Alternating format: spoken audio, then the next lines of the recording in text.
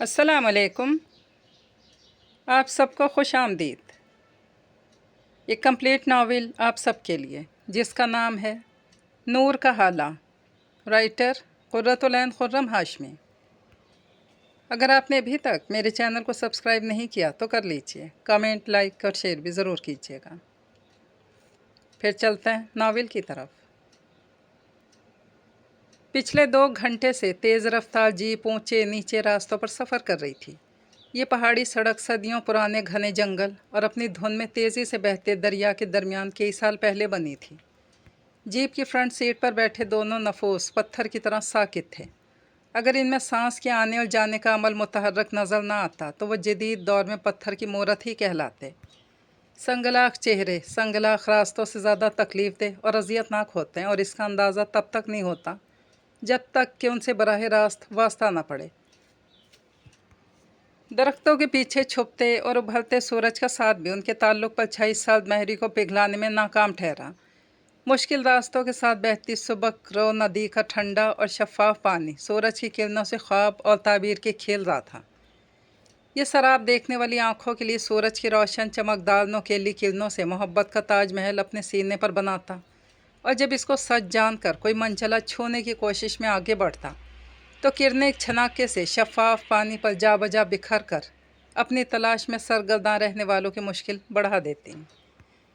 आज से कुछ अर्सा पहले तक ईमान को लगता था कि इस खूबसूरत और हसीन वादी के पुरस्रार जादू ने बचपन से इसके जहन और आँखों को सहरज़दा कर रखा है। मगर आज वो पूरे यकीन से कह सकती थी कि किसी भी वादी, शहर, जगह, हत्ता कि किसी शख्स का हुस्न भी आपके हवास इस तरह मुअत्तल और सहरज़दा नहीं करता है जिस तरह 2 आँखों से हटकर ख़ुद को देखने का अमल सहरज़दा करता है। मगर 2 आँखों के अलावा ख़ुद को कैसे देख सकते हैं? इस सवाल का जवाब ढूंढने में कई साल लग गए। सवाल भी और जवानी के थे। तब पता चला कि अगर हमारी आँखें ना हों तब भी हम इस दुनिया से अलग एक और दुनिया को देख सकते हैं। अफसोस कि मैंने अब जाना कि मैं इतने सालों से ख़ुद को किस नज़र से देख रही थी। इसकी धीमी मगर पछतावे में डूबी आवाज़ ने स्टीयरिंग पर जमे मर्दाना हाथों की गिरफ्त को मज़ीद सख्त कर दिया कि इसके खूबसूरत हाथों की रगें उभर कर साफ नज़र आने लगी। ईमान की निगाह उसके हाथ की रगों से होती काली डायल वाली घड़ी पर आ रुकी। ये घड़ी शादी की दूसरी सालगिरह पर इसने इब्राहिम को दी थी। कुछ दिन पहले उनकी शादी की तीसरी सालगिरह गुजरी थी। उस दिन मैंने क्या तोहफ़ा दिया था? ईमान का जहन अपनी कही अधूरी बात से हटकर दूसरी तरफ चला गया। उसे ऐसा लग रहा था कि वो जैसे खाली जहन के साथ बस अंधेरे में कुछ ढूंढ रही है, मगर इसे समझ में नहीं आ रहा था कि वो क्या ढूंढ रही है। पिछले कुछ दिनों से उसकी जहनी हालत इतनी ख़राब हो चुकी थी कि वो किसी एक बात पर तवज्जो नहीं रख पाती। इसकी हालत से बेखबर गाड़ी चलाते शख्स ने होंठ भींच कर ख़ुद को कुछ कहने से रोका।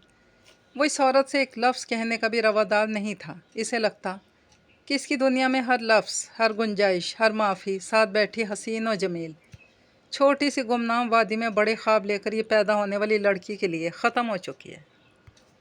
बस एक खामोशी का जहर आलूद खंजर था जो वो मुसलसल इसकी रूह के आर पार कर रहा था। इसने मुझे भी तो बेमौत मारा है, मैं क्यों माफ़ी दूँ? पहाड़ों के बेटे का खून भी नुक्ता इन जमात पर आकर सर्द हो चुका था। दादी अम्मा कहती थी कि हम पहाड़ पर रहने वाले जितने जफाकश, मेहनती, मुखलिस होते हैं, हमारे मिजाज के हर मौसम में इंतहा पसंदी भी इतने अरूज पर होती है।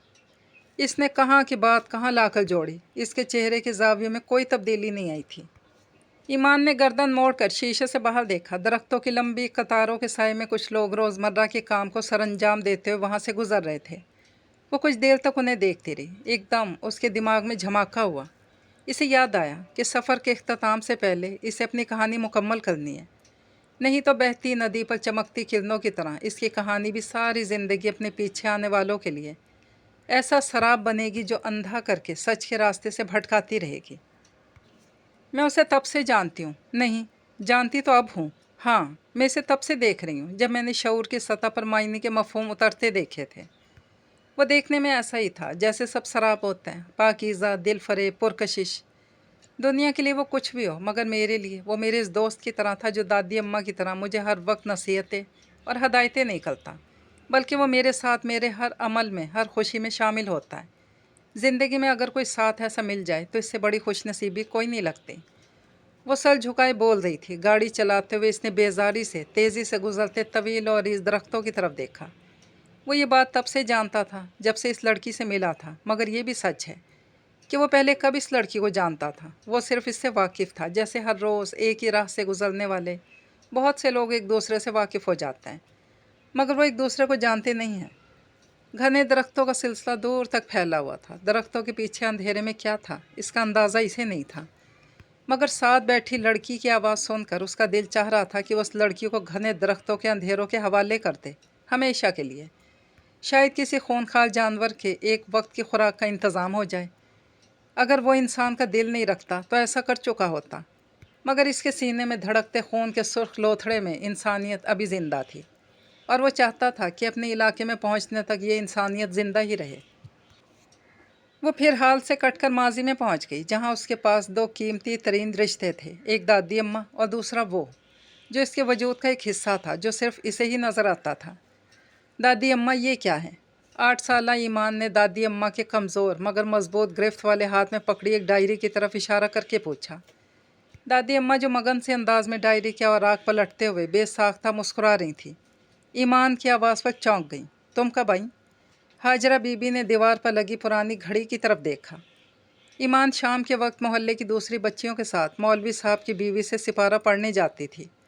سارے دن کی تھکی ہاری ہاجرہ بی بی کے لیے یہ وقت آرام کرنے کا ہوتا تھا۔ دادی اماں بتائیں نا، یہ کیا ہے؟ ایمان نے دوبارہ پوچھا تو مسکرانے لگیں۔ یہ بہت عام سی ایک ڈائری ہے۔ اگر یہ عام ہے تو آپ اسے سنبھال کر کیوں رکھتی ہیں؟ ذہین ایمان نے فوراً سوال کیا۔ اس لیے کہ یہ عام سی ڈائری مجھے بہت عزیز ہے، انہوں نے فوراً جواب دیا۔ مگر آپ تو کہتی ہیں کہ میں آپ کو بہت عزیز ہوں، اس نے فوراً شکوہ کیا۔ ہاں، تمہارے بعد یہ ڈائری مجھے بہت عزیز ہے، بلکہ میری زندگی کے 2 ہی قیمتی اثاث ہیں، ایک تم اور دوسرا یہ ڈائری۔ ہاجرہ بی بی نے تفصیل سے سمجھایا۔ دادی اماں، کیا میں یہ لے سکتی ہوں؟ ہاں، مگر جب تم بڑی ہو جاؤ گی۔ جب تم بڑی ہو جاؤ گی، اس نے پھر یہ سوچا۔ ہاجرہ بی بی نے کہتے ہوئے ڈائری کو اپنے چھوٹے لوہے کے صندوق میں رکھا اور صندوق کو تالا لگا کر چابی اپنے دوپٹے کے پلو سے باندھ لی۔ گڑ والے چاول کھاؤ گی؟ ایمان جو بہت غور سے دیکھ رہی تھی، ان کی آواز پر سب بھول کر تیزی سے باورچی خانے کی طرف بڑھی۔ میں پہلے ہی سوچ رہی تھی کہ اتنی اچھی خوشبو کس چیز کی ہے، اس نے خوشی سے کھلکھلاتے ہوئے کہا تو مسکرانے لگیں۔ چھوٹے سے صحن میں دونوں آمنے سامنے بیٹھ گئیں۔ ہاجرہ بی بی نے بہت محبت سے پہلا نوالا بنا کر اس کی طرف بڑھایا تو اس کی آنکھیں نم ہو گئیں۔ گڑ والے چاول ایمان کے باپ کو بھی بہت پسند تھے۔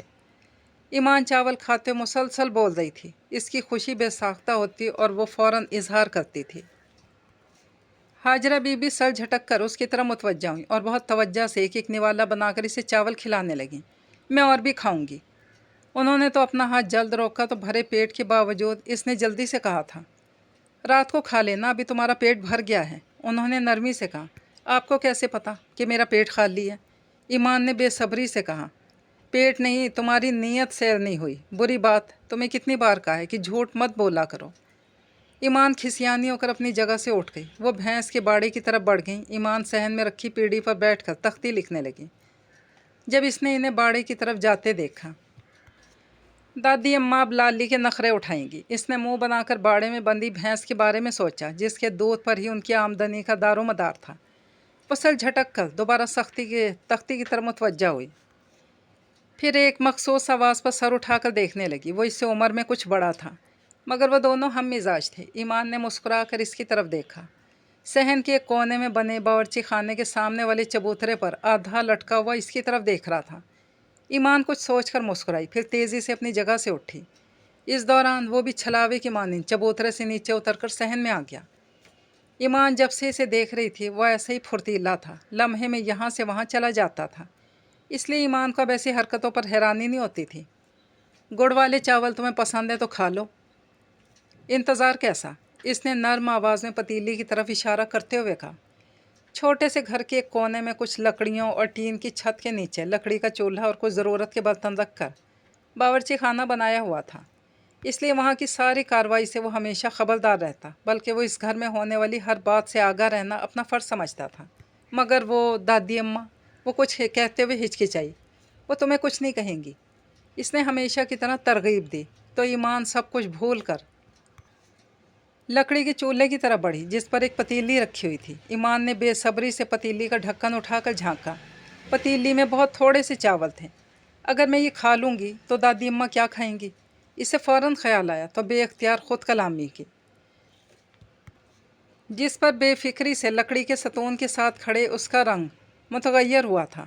کوئی بات نہیں، انہوں نے تمہارے لیے بنائے، کھا لو، اس نے زول دیتے ہوئے کہا۔ تو ایمان نے سر ہلاتے ہوئے اپنا ہاتھ پتیلی کی طرف بڑھایا اور ارد گرد سے بے خبر جلدی جلدی ہاتھ سے چاول کھانے لگی۔ ایمان کو چاول کھاتا دیکھ کر وہ مسکرایا اور خاموشی سے پلٹ گیا۔ ہاجرہ بی بی دودھ سے بھری بالٹی اٹھا کر واپس آئیں تو ایمان پیڑھی پر بیٹھی تختی لکھ رہی تھی۔ انہوں نے سرسری سے نظر ڈالی اور دودھ لے کر باہر کی طرف چل دیں۔ مغرب کی نماز سے پہلے وہ گاہکوں کو دودھ بیچ کر فارغ ہو جاتی تھیں۔ ان کے زیادہ تر گاہک مستقل تھے جنہیں وقت کا پتہ تھا، اسی لیے وہ اپنے اپنے برتن لے کر ان کے گھر کے باہر جمع ہو جاتے۔ ہاجرہ بی بی کے محلے میں بہت عزت تھی کیونکہ وہ دودھ میں ملاوٹ نہیں کرتی تھی، خالص دودھ لوگوں کو بیچتی۔ ان کے پاس آنے والوں کا رش بہت بڑھ گیا، اسی لیے وہ 2 ٹائم دودھ بیچتی تھیں۔ اس کام سے فارغ ہو کر اندر آئیں تو ایمان کو بے چین سا صحن میں یہاں سے وہاں چکر لگاتے دیکھا تو وہ اپنے پیٹ کو پکڑے ہوئے تھی۔ کیا ہوا؟ ہاجرہ بی بی مصروف انداز میں بالٹی اٹھا کر باورچی خانے کی طرف بڑھی۔ جب لکڑی کے چولہے پر نظر ڈالتی وہ چونک گئیں۔ انہوں نے ایک نظر خالی پتیلی پر ڈالی جس کا ڈھکن نیچے پڑا ہوا تھا اور پلٹ کر پیٹ پکڑ کر زمین پر تڑپتی ایمان کی طرف دیکھا۔ اس لڑکی کو کتنی بار سمجھایا، نیت کو سیر کرنا سیکھ لے، اب پھر حکیم کے پاس لے جانا پڑے گا۔ فکر مندی سے بڑبڑاتے ہوئے تیزی سے ایمان کی طرف بڑھی۔ وہ اپنے دوست کے ساتھ کھیلتا ہوا کافی دور نکل آیا تھا۔ گھنے جنگل کا سلسلہ بہت دور تک پھیلا ہوا تھا۔ اس کے دوست جھاڑی میں چھپے سفید خرگوش کی تلاش میں ادھر ادھر دیکھ رہے تھے۔ اس نے ایک نظر ان سب پر ڈالی اور پھر اپنے پرانے جوتے کی نوک سے راہ میں آئے چھوٹے سے پتھر کو ٹھوکر ماری جو کچھ دور جا گرا۔ وہ زمین پر ایسے قدم رکھتا جیسے بہت احسان کر رہا ہو۔ کچھ دور ایک گھنے درخت کے مضبوط تنے سے ٹیک لگا کر بیٹھ گیا۔ دوستوں نے پکارا تو اس نے ہاتھ ہلا کر انہیں بتایا کہ وہ یہاں موجود ہے۔ وہ سب مطمئن ہو کر دوبارہ خرگوش کی تلاش میں لگ گئے۔ پچھلے کچھ عرصے سے وہ بہت چپ اور کسی سوچ میں گم، سب سے الگ تھلگ رہنے لگا تھا۔ یہ تبدیلی اس صبح کے بعد آئی تھی جب نیلے اور شفاف آسمان پر بادل کہیں کہیں آوارہ منڈلا رہے تھے اور سورج پوری آب و تاب کے ساتھ چمک رہا تھا۔ یہ روشنی اس خاص دن کی پہلی ابتدا تھی کیونکہ تیز روشنی کے بغیر وہ پراسرار عمل ادھورا رہ جاتا۔ وہ آج بھی سوچتا کہ پتہ نہیں وہ عمل پورا ہوا تھا یا نہیں، مگر وہ یہ ضرور جانتا تھا کہ اس عمل کے دوران وہ خود ادھورا رہ گیا۔ ہوتا ہے نا کہ زندگی میں کچھ لمحے، کچھ پل بلیک ہول ثابت ہوتے ہیں جہاں سوائے اندھیرے کے کچھ نظر نہیں آتا۔ وہ پچھلے 2 سالوں سے اسی بلیک ہول میں سانس لے رہا تھا۔ اس نے اپنا سیدھا ہاتھ پھیلایا، چند لمحے غور سے دیکھتا رہا۔ زردی مائل سفید جلد پر کہیں کہیں نیلی رگوں کا پھیلا ہوا مربوط جال نظر آ رہا تھا۔ وہ پتلی دبلی جسامت کا مالک تھا، بانس کی طرح لمبا قد، پتلے ہاتھوں کی لمبی انگلیاں، لمبوترے چہرے پر تیکھی ناک جو اس کے کمزور ہونے کی وجہ سے کچھ زیادہ ہی نمایاں ہوتی تھیں۔ اس کی آنکھیں کافی چھوٹی تھیں مگر کالی سیاہ جیسے صدیوں پرانی گپھا ہو۔ وہ بہت غور سے ہتھیلی پر پھیلے جال کو بے توجہی سے دیکھ رہا تھا۔ جب اس نے اپنا ہاتھ الٹا کیا تو اس کی نظر انگوٹھے کے ناخن پر آ کر رک سی گئی۔ اسے لگا جیسے سارا بازو غائب ہو گیا ہے۔ اگر اس کے جسم کا کوئی حصہ باقی ہے تو وہ صرف یہ ناخن۔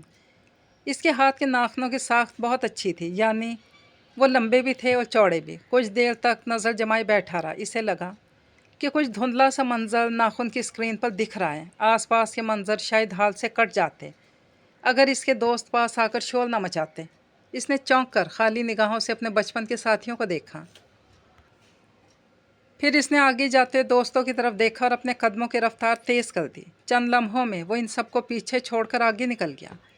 زندگی میں آگے نکلنا اس کی دوسری بڑی خواہش تھی۔ پہلی خواہش وہ سفید خرگوش کی طرح کا ایک سچ تھا جس تک اسے ہر حال میں رسائی چاہیے تھی۔ ایمان صحن کے وسط میں اپنی رنگ برنگی گیند سے کھیلتی خوشی سے کھلکھلا رہی تھی۔ یہ گیند ابھی کچھ دیر پہلے ہاجرہ بی بی نے گلی میں بچوں کے کھلونے بیچنے والے سے 20 روپے میں خریدی تھی۔ معمولی سی گیند کئی دنوں سے بیمار ایمان کے چہرے پر رونق لے آئی تھی۔ ہاجرہ بی بی نے محبت پاش نظروں سے اپنی لاڈلی پوتی کی طرف دیکھا۔ اس بڑی دنیا میں ان کا واحد رشتہ جان سے عزیز یہ پوتی ہی تو تھی۔ اگر ان کا واحد رشتہ ایمان تھی تو ایمان کے لیے بھی دادی اماں کے علاوہ اور کوئی رشتہ نہیں تھا۔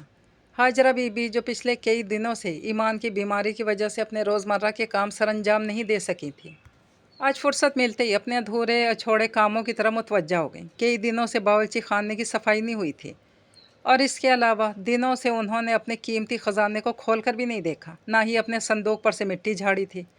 उनका इरादा था कि आज वो अपने सारे अधूरे काम ज़रूर पूरे कर लेंगी।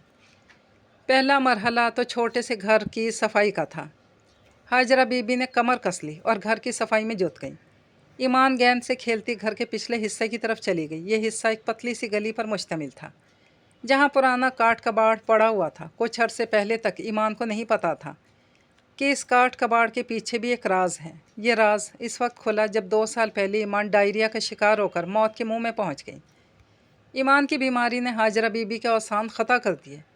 इन दिनों इन्हें पैसों की अशद ज़रूरत पड़ी तो किसी के आगे हाथ फैलाने के बजाय घर के पिछले हिस्से में पड़ा काठ कबाड़ बेचने का फ़ैसला किया, जो एक पहाड़ की सूरत में वहाँ जमा था। काठ कबाड़ का आधे से ज़्यादा सामान कबाड़ियों को बेच दिया। जब काफ़ी सारा सामान निकल गया तो बाकी का सामान दोनों तरफ में इस तरह लगा दिया गया कि दरमियान में चलने का रास्ता बन गया। और उस दिन ईमान ने पहली बार वहाँ लोहे का पुराना सा दरवाज़ा देखा। ईमान ने कई बार दादी अम्मा से लोहे के दरवाज़े के बारे में पूछा। वो दरवाज़ा तुम्हारे दादा अब्बू तब इस्तेमाल करते जब बालन के लिए जंगल से लकड़ी लेने जाते थे। उनके वफ़ात के बाद मैंने दरवाज़ा हमेशा के लिए बंद कर दिया था। उन्होंने संजीदगी से तफसील बताकर इसे मुतमईन करने की कोशिश की थी। बंद क्यों कर दिया? इसके सवाल कभी ख़त्म नहीं होते थे। वो गहरी सांस लेकर रह गई। इसलिए क्योंकि मैं वहाँ नहीं जा सकती। दरअसल वहाँ एक खाली और वीरान मैदान है जिसके दूसरी तरफ जंगल फैला हुआ है, जहाँ ख़तरनाक किस्म के जंगली जानवर होते हैं। इस वक्त तो ईमान ने सर हिला दिया। ईमान को धुंधला सा याद है कि ये दरवाज़ा बड़े से ताले की वजह से साल में एक बार ही खुलता, मगर पिछले कुछ अरसे से दादी अम्मा ने इस दरवाज़े को ताला लगाना छोड़ दिया था। बस कुंडी लगा देती थी। वो ईमान को इस तरफ जाने से मना करती और इसे वीरान जगह से डराती, ख़ासकर घने जंगल से अचानक निकल आने वाले किसी भी ख़तरनाक जानवर से, जो इसे उठाकर भी ले जा सकता था। ईमान पहले इसी डर की वजह से नहीं जाती थी, मगर इसका डर भी ख़त्म करने वाला भी वो ही था जो इसे हर वो काम करने पर उकसाता जिससे दादी अम्मा सख्ती से मना करती। वो भी एक आम सा दिन था। हाजरा बीबी हस्बे मामूल अपने कामों में मसरूफ़ थी जब ईमान अपनी रंग बिरंगी हवा से हल्की गोल बॉल से खेलती हुई सहन की गली से होती इस बंद दरवाजे तक पहुंच गई। ईमान गेंद हवा में उछालती और जब वो नीचे गिरने लगती तो तेज़ी से भाग कर इसे पकड़ने की कोशिश करती। वो दरवाजे से कुछ दूर थी जब गेंद को उछाल कर वो सामने देखती हुई गेंद पकड़ना ही भूल गई। वो बार बार दरवाजे की तरफ देख रही थी जिसकी कुंडी खुली हुई थी। इसकी आंखों चेहरे पर हैरत थी। क्या दादी अम्मा ने कुंडी खोली है? ईमान ने सोचा और पलटकर घर के दूसरे हिस्से की तरफ देखने की कोशिश की जहां दादी अम्मा अपने रोज़मर्रा के कामों में मसरूफ़ थीं। मगर ये कोशिश नाकाम रही। इसे यहाँ से दादी अम्मा नज़र नहीं आ रही थी। ईमान ने गर्दन घुमाई और दोबारा सामने वाले दरवाजे की तरफ देखा। इस बार वो उछल पड़ी। पहले दरवाजे पे कुंडी नहीं लगी हुई थी, मगर अब दरवाज़ा थोड़ा सा खुला हुआ भी था। ईमान अपनी जगह बेहिस खड़ी फटी आंखों से अधखुले दरवाजे की तरफ देख रही थी। अभी वो सोच ही रही थी कि क्या करे और क्या नहीं, जब इसकी गेंद अचानक ज़ोर से उठती हुई अधखुले दरवाजे से बाहर चली गई। इसने परेशानी से गेंद को दरवाजे के पार जाते हुए देखा। इसे समझ में नहीं आया कि गेंद खुद ब खुद दरवाजे के बाहर कैसे चली गई, जबकि ईमान ने तो इसे हाथ भी नहीं लगाया था। शशो पंज में खड़ी थी कि क्या करे और क्या नहीं, जब अधखुले दरवाजे से इसकी झलक नजर आई। इसका आधा हिस्सा अंदर और आधा बाहर था। वो ईमान की तरफ देखकर मुस्कुराया। ईमान ने इसकी मुस्कुराहट का जवाब मुस्कुराहट से दिया। वो अधखुले दरवाजे से अंदर आया और दरवाजे के एक तरफ दीवार से टेक लगाकर खड़ा हो गया। जाओ अपनी गेंद ले लो। इसने हाथ से खुले दरवाजे की तरफ इशारा किया। मगर दादी अम्मा? वो हिचकिचाई और गर्दन मोड़कर फिर पीछे देखा कि शायद वो वहाँ से नज़र आ जाएं। इस वक्त सामने वाले का रंग सफ़ेद से काला सिया हो गया, मगर सिर्फ चंद लम्हों के लिए। जैसे ही ईमान ने गर्दन मोड़ी वो नॉर्मल हो गया। तुम्हारी गेंद कोई और ले जाएगा, इसने डराया। सुनते ही तेज़ी से खुले दरवाजे की तरफ भागी। इसने मुस्कुरा के इसे भागते हुए देखा। दरवाजे के बाहर पहला कदम रखते हुए ईमान ने गर्दन मोड़कर दोबारा इसे देखना चाहा, मगर वो वहाँ मौजूद नहीं था। वो उलझी, मगर इससे पहले कि पलट जाती, अचानक इसे खुले हुए दरवाजे से कुछ दूर मैदान में अपनी गेंद नजर आई तो वो तेज़ी से आगे बढ़ी। अपनी हदूद को भुलाकर उस पार जाने के लिए पहला कदम ही उठाना मुश्किल होता है। हर बड़ी बुराई की इब्तदा बज़ाहिर बहुत छोटी नज़र आने वाली बात, ज़िद या आदत से ही परवान चढ़ती है। इसकी निगाहों से पोशीदा वो मुस्कुराया। ईमान उसके लिए बहुत आसान हदफ थी।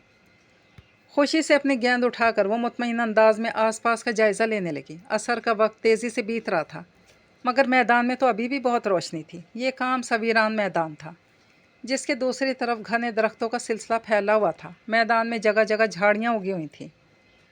اسے اپنے مطلب کی کوئی بھی چیز نظر نہیں آئی تو گیند ہوا میں اچھالتی واپس پلٹی، مگر ایک دم رک گئی۔ لوہے کا دروازہ بند تھا۔ وہ حیران نظروں سے بند دروازے کو دیکھ رہی تھی۔ وہ تیزی سے دروازے کے پاس آئی۔ دوست، دروازہ کھولو نا۔ معصوم بچی اس اچانک آنے والی مصیبت پر گھبرا کر اسے پکارنے لگی، جو یہاں تک لانے کی اصل وجہ تھا، مگر اس کی پکار کا کوئی جواب نہیں ملا۔ محلے کے چھوٹے سے کچے گھر کے بوسیدہ دروازے کے ایک طرف وہ 8 سالہ بچی سر شام ویران میدان میں تنہا کھڑی تھی، جبکہ دروازے کے دوسری طرف اپنے سب کاموں سے فارغ ہو کر صحن میں پیڑھی پر بیٹھی ہاجرہ بی بی اطمینان سے فریم ہاتھ میں پکڑ کر ادھورے کاڑھے ہوئے پھول پر انگلی پھیر رہی تھی۔ ایمان کا کرتا بھی سلائی کرنا ہے، ایمان کے بارے میں سوچتے ہوئے محبت سے مسکرا رہی تھی۔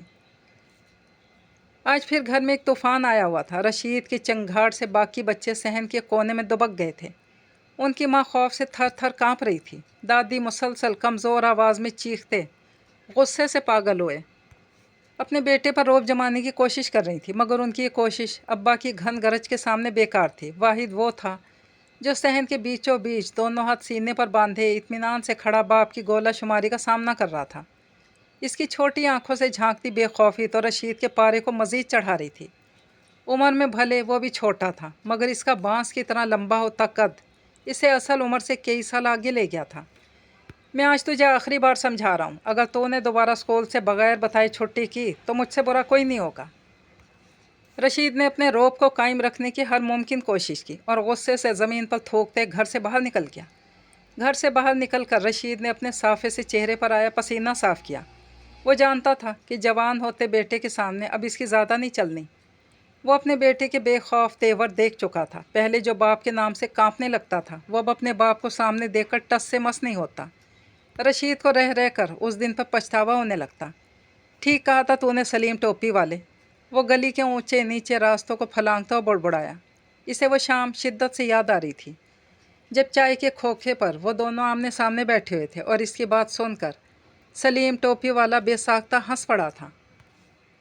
تو میرا دوست نہیں بھائی ہے، مگر ایک بات یاد رکھنا، کچھ چیزوں کو تاوان عمر بھر بھرنا پڑتا ہے، سلیم ٹوپی والے نے محتاط انداز میں کہا تھا۔ اس وقت تو اسے بات سمجھ میں نہیں آئی تھی۔ مجھے سب منظور ہے، رشید نے بے خوف لہجے میں کہا۔ کاش مجھے پتا ہوتا کہ میری وہ خواہش مجھ سے کیا تاوان لے گی، تو میں خواہش کرنے والے دل کو ہی نکال کر اپنے جوتوں کی ایڑی تلے کچل دیتا۔ رشید نے راہ میں آئے پتھر کو زور سے ٹھوکر ماری۔ وہ نہیں جانتا تھا یہ تو ابھی ابتدا ہے۔ زندگی میں بعض غلطیاں اور بعض فیصلے بھی وقت آنے پر ایسے ہی ٹھوکر مارتے ہیں۔ ایمان گیند ہاتھ میں پکڑے پریشان سی اپنی جگہ کھڑی تھی۔ شام تیزی سے بیت رہی تھی۔ کچھ دیر میں اندھیرا چھانے والا تھا۔ وہ شش و پنج میں مبتلا تھی جب ایک تیز آواز پر وہ چونک گئی۔ جلدی سے آس پاس دیکھا، کچھ نظر نہیں آیا۔ اس نے بے اختیار آسمان کی طرف دیکھا، اسے کچھ نظر نہیں آیا۔ چاروں طرف گھوم پھر کر دیکھنے لگی، پھر فوراً رک گئی۔ اس کے گھر سے کچھ دور ایک درمیانے سائز کے درخت پر کوئی سفید چیز بیٹھی ہوئی تھی۔ ایمان نے حیرت سے آگے ہو کر دیکھا۔ اچانک سفید چیز نے اپنے پر پھیلائے۔ اس کی آنکھیں گول تھیں اور ناک تیکھی، چھوٹا سا منہ۔ وہ اپنی تیز نگاہوں سے ایمان کو گھور رہا تھا۔ وہ ایک بڑے سائز کا سفید الو تھا۔ یہ تو ایسے ہی ہے، ایمان نے اسکول کی کتاب میں اس کی تصویر دیکھی تھی، مگر اس کا رنگ سفید نہیں تھا، نہ ہی سائز میں اتنا بڑا تھا کہ وہ حیرت سے اس کی طرف دیکھتی رہی۔ مگر مس نے بتایا تھا کہ وہ دن میں نہیں ہوتے۔ اس کے ذہن میں دوسری بات آئی، شاید میرا وہم ہے۔ اس نے اپنی آنکھیں ملی، اس کوشش میں گیند نیچے جا گری۔ اس سے نگاہ ہٹی اور تیزی سے آگے بڑھی، جھک کر گیند اٹھانے لگی جب پاس کی جھاڑی میں ہلچل ہوئی۔ وہ اپنی جگہ ساکت سی رہ گئی۔ جھاڑی میں سانپ موجود تھا۔ وہ خوف زدہ ہو کر پیچھے ہٹی۔ سانپ نے جھاڑی سے سر نکالا، مزید چند قدم پیچھے ہٹی۔ اس نے دوبارہ مدد طلب نگاہوں سے بند دروازے کی طرف دیکھا، پھر گردن موڑ کر سانپ کو دیکھنے لگی۔ اس کے دیکھتے ہی دیکھتے سانپ کا قد تیزی سے بڑھنے لگا اور بہت لمبا ہوتا گیا۔ لمبا ہوتے ہوئے درختوں سے بھی اونچا ہو گیا۔ وہ خوف زدہ ہو کر چیخنے لگی اور بدحواسی میں دروازے کی طرف بھاگی۔ خوف سے لرزتی بند دروازے سے پوری قوت سے ٹکرائی۔ دروازہ کھلا ہوا تھا۔ وہ اپنی جھونک میں ہی تیزی سے بھاگتی کاٹ کباڑ کے سامان پر جا گری۔ اس کی چیخیں سن کر صحن میں بیٹھی ہاجرہ بی بی کے ہاتھ سے کڑھائی والا فریم چھوٹ کر نیچے گر گیا۔ وہ تیزی سے آواز کی سمت کا تعین کر کے پچھلے صحن کی طرف بھاگی۔ کیا ہوا؟ وہ بھی گلی سے کچھ دور ہی تھی جب بوڑھے رنگ اور خوفزدہ چہرے کے ساتھ ایمان ان سے آ ٹکرائی۔ دادی اماں وہاں سانپ ہے، اس نے ہکلاتے پیچھے گلی کی طرف اشارہ کیا۔ ہائے میرے اللہ، انہوں نے فوراً اسے ساتھ لگا لیا۔ تم ٹھیک ہو نا؟ چلو یہاں سے۔ تجھے کس نے کہا تھا کہ کاٹ کباڑ کے پاس آ؟ پتہ نہیں اس پرانے سامان میں کیا کیا حشرات چھپے ہوں گے۔ کل ہی کباڑیوں کو بلوا کر سارا سامان بیچ دوں گی۔ خوف سے لرزتی ایمان کا ہاتھ پکڑ کر تیزی سے وہاں سے مڑی اور اسے تقریباً گھسیٹتے ہوئے گھر کے اندرونی حصے کی طرف لے جانے لگی۔ وہ سمجھ رہی تھی کہ ایمان نے سانپ گلی میں موجود پرانے سامان میں دیکھا ہے۔ رات تک اسے تیز بخار چڑھ گیا، نیم بے ہوشی کی حالت میں تھی۔ مس کلثوم کے ساتھ ساتھ ساری کلاس نے گردن موڑ کر حیرت بھری نگاہوں سے اس کی طرف دیکھا۔ وہ ہمیشہ سے آخری بینچ پر بیٹھنا پسند کرتا تھا کیونکہ اس کا قد کلاس کے باقی بچوں کی نسبت بڑا تھا۔ کچھ وہ آخری بینچ پر بیٹھ کر مس کی نظروں سے کافی حد تک اوجھل رہ کر منمانیاں کر لیتا تھا۔ آج کلاس میں انہوں نے کتاب کھولنے سے پہلے سب بچوں سے ایک سوال کیا، آپ بڑے ہو کر کیا بننا پسند کریں گے؟ ہر بچے نے مختلف جواب دیا، مگر زیادہ تر نے یہی کہا کہ یا تو وہ تدریسی شعبے سے منسلک ہونا چاہتا ہے یا ڈاکٹر، انجینئر۔ اس کا جواب ہمیشہ کی طرح انوکھا تھا، میں ایک جادوگر بننا چاہتا ہوں اور بہت جلد بنوں گا۔ اس نے اتنے یقین سے کہا کہ کچھ دیر کے لیے مس کلثوم سوچ میں پڑ گئیں، پھر ٹیچر کے کھلکھلا کر ہنسنے پر ساری کلاس ہنسنے لگی۔ اور یہ جادوگر بنتے کیسے ہیں؟ انہوں نے کلاس کو چپ رہنے کا اشارہ کیا اور دلچسپ نگاہوں سے اس کے سنجیدہ چہرے کی طرف دیکھا۔ جادو سیکھنے سے، لڑکے نے اطمینان سے جواب دیا۔ جادو سیکھ کر تم پہلا کام کیا کرو گے؟ انہوں نے سنجیدہ رہنے کی کوشش کی، مگر ان کی آنکھوں اور ہونٹوں پر واضح طنزیہ مسکراہٹ تھی۔ سب سے پہلے تو ان لوگوں سے بدلہ لوں گا جو آج مجھ پر ہنس رہے ہیں، لڑکے نے سیدھا ان کی آنکھوں میں آنکھیں ڈال کر کہا۔ یہ ایک مخصوص قسم کی تنبیہ تھی۔ 35 سالہ مس کلثوم جو 13 سال کے لڑکے کو بچہ سمجھ کر ڈیل کر رہی تھی، اس کی آنکھوں کی ٹھنڈک پر ایک لمحے کے لیے کنفیوز ہو گئیں۔ جلدی خود پر قابو رکھتے ہوئے مخصوص انداز میں ڈانٹتے ہوئے ساری کلاس کو کتاب کھولنے کا اشارہ دیا۔ وہ لڑکا سر جھٹکتا بیٹھ گیا۔ سبق پڑھاتے ہوئے مس کلثوم نے کئی بار کن اکھیوں سے آخری بینچ پر بیٹھے لڑکے کی طرف دیکھا جو سر جھکائے ہاتھ چلا رہا تھا۔ وہ اپنے مخصوص انداز میں پڑھاتے ہوئے کلاس میں چکر لگاتے اس لڑکے کے پاس آئیں اور ایک سرسری نظر اس کے سامنے کھلے صفحے پر ڈالی۔ ایک سنسنی ان کے جسم میں دوڑی۔ سامنے والے بورڈ سے آج کے سبق کے سب پوائنٹ وہ نوٹ کر چکا تھا۔ ان کی نظر صفحے کے سب سے اوپر بنے کھوپڑی کے نشان پر ٹکی ہوئی تھی، ایک کھوپڑی جس کے گرد ضرب کے نشان کی طرح رکھی 2 ہڈیاں تھیں۔ یہ رف اسکیچ اس نے اپنے ہاتھ میں پکڑی پینسل سے بنایا تھا۔ وہ فوراً وہاں سے پلٹی، بچوں کو کل سبق یاد کرنے کا کہہ کر اپنا بیگ اٹھا کر کمرے سے باہر جانے لگی۔ جب بے ساختہ نگاہ آخری بینچ پر بیٹھے اسے لڑکے پر پڑی اور وہ ٹھٹک کر رک گئیں۔ وہ لڑکا ان کی طرف دیکھتے ہوئے زیر لب مسکرا رہا تھا، جیسے وہ ان کے خوفزدہ ہونے سے واقف تھا۔ ہرن کھانے کے بعد کسی شیر کو یہ پچھتاوا نہیں ہوتا کہ اس نے ظلم کیا ہے۔ یہ احساس کہ میں نے غلط کیا ہے صرف انسان کو ملا ہے، اور یہ احساس ہی اس کو توبہ اور عظمت کی راہ دکھاتا ہے۔ ہاجرہ بی بی نے اخبار کے کسی تراشے میں اپنے مطلب کی بات ڈھونڈی اور نیلے بال پین سے اسے ڈائری پر منتقل کرنے لگی۔ ایمان پاس بیٹھی اسکول کا کام کر رہی تھی۔ آج پھر انہوں نے اپنا صندوق کھولا ہوا تھا جس میں سے ڈائری کے ساتھ ایک نیلے رنگ کی فائل بھی رکھی ہوئی تھی جو ایمان نے پہلے کئی بار دیکھی تھی۔ دادی اماں، آپ کیا لکھ رہی ہیں؟ اس نے لکھتے ہوئے ہاتھ روکا اور پاس بیٹھی دادی سے پوچھا۔ کچھ نہیں، انہوں نے اسے ٹالا۔ بتائیں نا، اس نے پرتجسس انداز میں سوال کیا تو سر اٹھا کر اس کے معصوم چہرے سے جھلکتے تجسس کو دیکھ کر مسکرا دی۔ ہر بات کو جاننے کی ضد کرنا اچھی عادت نہیں ہے، انہوں نے ہلکے پھلکے لہجے میں سمجھایا۔ کیا سوال پوچھنا بری بات ہے؟ اس نے حیرت سے پوچھا۔ انہوں نے نفی میں سر ہلاتے ہوئے گہری سانس لی۔ ایمان کے مزید سوالوں سے بچنے کے لیے ضروری تھا کہ اس کے پہلے سوال کا جواب ہی دے دیں۔ مجھے کہیں سے بھی کوئی اچھی بات ملتی ہے وہ میں اس ڈائری میں تحریر کر لیتی ہوں۔ تم جلدی سے اپنا کام مکمل کر لو، پھر سپارہ پڑھنے بھی جانا ہے۔ آج تمہاری پسند کے مٹروں والے چاول بناؤں گی۔ اس کے مزید سوالوں سے بچنے کے لیے مطلب کی بات اس کی چھیڑ دی اور اپنی ڈائری کو سنبھال کر واپس صندوق میں رکھ دیا۔ ایمان بہت غور سے انہیں دیکھ رہی تھی، اس کی نگاہیں بار بار نیلی فائل کی طرف اٹھ رہی تھی۔ اس نے سوال نہیں کیا، آپ ہمیشہ سبزی کیوں بناتی ہیں؟ ایمان نے دوسرا سوال کیا تو وہ چونک گئی۔ اس لیے کہ گوشت ہم خرید نہیں سکتے، مگر آپ کسی کے گھر سے آیا ہوا گوشت بھی واپس کر دیتی ہیں، کیوں؟ اس نے الجھے ہوئے انداز میں پوچھا۔ اس لیے کہ ہم کسی کا احسان کیوں لیں، انہوں نے اسی انداز میں جواب دیا۔ مگر اس نے کچھ کہنا چاہا۔ تمہیں کتنی بار کہا ہے اتنے سوال مت کیا کرو، جلدی سے اپنا کام ختم کرو۔ انہوں نے مصنوعی خفگی سے کہا اور اٹھ کر کمرے سے باہر چلی گئیں۔ ایمان نے کندھے اچکا کر انہیں جاتے ہوئے دیکھا۔ کیا مجھے دادی اماں کو یہ بتانا چاہیے کہ میں نے آج اسکول میں اپنی دوست کے ساتھ گوشت کا سالن کھایا تھا؟ اس نے کچھ سوچا، پھر سر جھٹک کر رہ گئی۔ وہ جانتی تھی اس بات پر بہت ڈانٹ سننا پڑے گی کہ اس نے کسی کے ساتھ سالن کیوں کھایا ہے، اور وہ بھی گوشت۔ ان کے گھر میں بڑے گوشت سے بنی ہر چیز پر پابندی تھی۔ مرغی کبھی کبھار پک جاتی، مگر وہ بھی کافی عرصے کے بعد۔ ایمان جیسے جیسے بڑی ہو رہی تھی، وہ دادی اماں کی لگائی بہت سی خود ساختہ پابندیوں سے آزاد ہو رہی تھی۔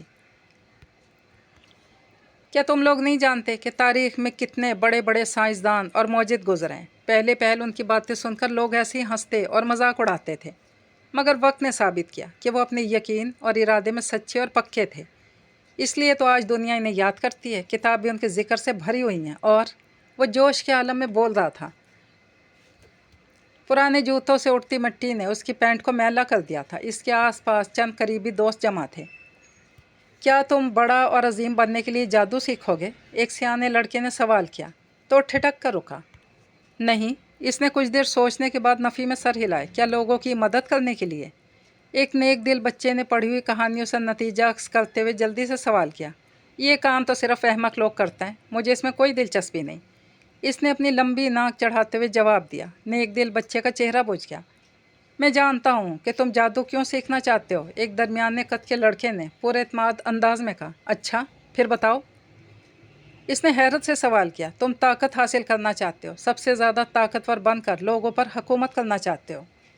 اس لڑکے کے جواب کے سامنے کھڑے لڑکے کو ساکت کر دیا۔ تمہیں کیسے پتہ چلا؟ سامنے کھڑے لڑکے نے سرسراتے لہجے میں سوال کیا۔ میں نے کہانیوں میں پڑھا ہے، کچھ فلموں میں بھی دیکھا ہے کہ ہر ویلن طاقت حاصل کرنے کی کوشش کرتا ہے۔ ویلن؟ سامنے کھڑا لڑکا چونکا۔ تو اور کیا؟ اگر تم اچھے کام نہیں کرنا چاہتے تو لازمی بات ہے کہ ویلن ہی بنو گے۔ درمیانے قد کے لڑکے نے استہزائیہ انداز میں کہا اور زمین پر سے اٹھ کر اپنے کپڑوں سے مٹی جھاڑنے لگا۔ اسکول بریک ختم ہو چکی تھی۔ سب بچے تیزی سے اپنی اپنی جگہ سے اٹھے اور کلاس روم کی طرف بھاگ گئے۔ وہ درمیانے قد کا لڑکا بھی کلاس میں جانے کے لیے مڑا۔ سنو، کیا تم مجھ سے پکی والی دوستی کرو گے؟ لمبے قد والے لڑکے نے کہا تو وہ رکا اور مڑ کر اسے دیکھنے لگا۔ مگر تم مجھ سے دوستی کیوں کرنا چاہتے ہو؟ درمیانے قد والے لڑکے نے الجھ کر سوال کیا۔ دوستی نہیں، کیونکہ دوستی تو میری اور بھی بہت سے لوگوں سے، مجھے پکی دوستی، گہری والی دوستی چاہیے۔ لمبے لڑکے نے سنجیدگی سے کہا۔ میرا سوال اپنی جگہ ہے، میں ہی کیوں؟ اس لیے کہ اتنے سارے لوگوں میں تم واحد ہو جو مجھے ٹھیک سے سمجھ سکا ہے۔ لمبے قد والے لڑکے نے اطمینان سے کہا۔ بدلے میں مجھے کیا ملے گا؟ درمیانے قد والے نے سودا بازی شروع کرنا چاہیے جو اس کی چالاک فطرت کو ظاہر کر رہی تھی۔ بہت کچھ، اگر ہم دونوں مل جائیں تو وہ سب حاصل کر لیں گے جو ہماری خواہش ہے۔ اس نے یقین دلایا۔ درمیانے قد والا لڑکا سوچ میں پڑ گیا۔ ٹھیک ہے، میرا نام وقار ہے اور میں 6ٹھی کلاس کے سیکشن سی میں ہوں۔ درمیانے قد والے لڑکے نے اپنا تعارف کرواتے ہوئے ہاتھ بڑھایا۔ میں پاشا 7ویں کلاس کے سیکشن ایف میں پڑھتا ہوں۔ لمبے قد والے لڑکے نے فخری انداز میں کہا۔ اچھا، تو تم مجھ سے صرف ایک کلاس آگے ہو، میں سمجھا کہ شاید بڑی کلاس میں ہوگے، وقار نے مسکراتے ہوئے کہا۔ وہ دونوں آہستہ آہستہ قدم اٹھاتے اسکول کی بلڈنگ کی طرف بڑھ رہے تھے۔ مجھے پڑھنے میں کوئی دلچسپی نہیں، اس لیے ہر کلاس میں 2 یا 3 سال ضرور لگاتا ہوں، پاشا نے ایسے کہا جیسے بہت قابل تعریف بات تھی۔ وہ تو مجھے بھی نہیں ہے، وقار نے منہ بنا کر کہا تو پاشا نے رک کر اس کی طرف دیکھا۔ ہم دونوں میں بہت کچھ ایک جیسا ہے، ہماری خوب جمے گی۔ پاشا نے اپنی لمبی مخروطی انگلیوں والا ہاتھ اس کی طرف بڑھایا تو وقار نے گرم جوشی سے اس کا ہاتھ تھام لیا۔ دونوں چلتے ہوئے اسکول کے احاطے میں پہنچے۔ یہاں سے دونوں کے راستے الگ ہو گئے۔ پاشا بائیں طرف اپنی کلاس کی طرف مڑ گیا اور وقار دائیں طرف اپنی کلاس کی طرف۔ مگر آنے والے وقت نے ثابت کیا کہ ان دونوں کی دوستی کو توڑنے اور الگ کرنے والا کوئی راستہ نہیں بنا تھا۔ کاکا سو رہا ہے، میں بھی آتی ہوں۔ راضیہ نے 8 ماہ کے بچے کو کپڑے کے بنے جھولے میں ڈالا جو چارپائی کے ساتھ باندھا ہوا تھا۔ کچھ دور بیٹھی ایمان کو ہدایت دیتی راضیہ ہاجرہ بی بی کی سہیلی کی نواسی تھی جو 2 گلیاں چھوڑ کر رہتی تھی۔ اکثر ان سے ملنے چلی آتی۔ سسرال اور شوہر سے دکھی راضیہ کو کچھ دیر ان کے ساتھ وقت گزار کر سکون ملتا۔ ایمان جو اپنی گڑیوں سے کھیلنے میں مگن تھی، اس نے مسکرا کر اسے کمرے سے جاتے ہوئے دیکھا اور زمین سے اٹھ کر کاکے کے پاس چارپائی پر بیٹھ گئی۔ چارپائی کے ساتھ بندھے کپڑے کے جھولے میں کاکا سکون سے سو رہا تھا۔ ایمان کچھ دیر اسے جھولا جھلاتی رہی، ساتھ ہی چارپائی پر رکھی اپنی گڑیا سے بھی باتیں کر رہی تھی۔ یہ پلاسٹک کی گڑیا سالگرہ پر دادی اماں نے دی تھی، جس کے لمبے بال دیکھ کر ایمان بھی ان سے ضد کرتی کہ اس کے بال کب لمبے ہوں گے۔ اسی بہانے بہت شوق سے ہر ہفتے تیل کی مالش کروا لیتی تھی۔ اچانک ایمان کی نظر گڑیا کے الجھے ہوئے بالوں پر پڑی تو وہ تیزی سے چارپائی سے نیچے اتری اور زمین پر پڑی اپنی چیزوں کے پاس آ کر نیچے بیٹھ کر کچھ ڈھونڈنے لگی۔ کچھ دیر کے بعد اسے اپنی مطلوبہ چیز مل گئی، جسے تھام کر خوشی سے پلٹی تو ٹھٹک گئی۔ چھوٹے سے کمرے میں موجود لوہے کی مضبوط چارپائی اپنی جگہ پر موجود نہیں تھی۔ انجانے خوف سے ہاتھ میں پکڑی کنگھی پر اس کی گرفت مضبوط ہو گئی۔ دھیرے دھیرے قدم اٹھاتی کمرے کے وسط میں پہنچی۔ کاکا، اس نے ایسے پکارا جیسے 8 ماہ کا بچہ فوراً جواب دے گا۔ وہ دبے پاؤں کمرے میں چاروں طرف گھوم کر دیکھنے لگی، مگر اسے چارپائی نظر نہیں آئی۔ اچانک اس کی نظر اوپر کی طرف اٹھی اور وہیں ہی رہ گئی۔ لوہے کی مضبوط چارپائی چھت کو چھو رہی تھی۔ اس نے حیرت سے دیکھا، وہ حیران تھی، ایسا کیسے ممکن ہے؟ اچانک چارپائی تیزی سے نیچے کی طرف آنے لگی تو چیخ مار کر دروازے کی طرف بھاگی۔ صحن میں لکڑیوں کے چولہے پر راضیہ کچھ بنا رہی تھی، جبکہ ہاجرہ بی بی بھینسوں کے باڑے میں موجود تھیں۔ کیا ہوا؟ راضیہ نے مصروف سے انداز میں سوال کیا۔ وہ کاکا، انہیں چارپائی اڑ رہی ہے اس کی، اس نے اٹکتے ہوئے کہا تو راضیہ کھلکھلا کر ہنس پڑی۔ میں بس سالن کو دم لگا کر آ رہی ہوں، تم کاکے کے پاس جاؤ، لاپرواہی سے کہتے ہوئے ہرا دھنیا باریک باریک کترنے لگے۔ اس نے چند لمحے سوچا، پھر پلٹ کر کمرے کی طرف بڑھ گئی۔ کمرے کے دروازے کے پاس آ کر ڈرتے ہوئے اندر جھانکا۔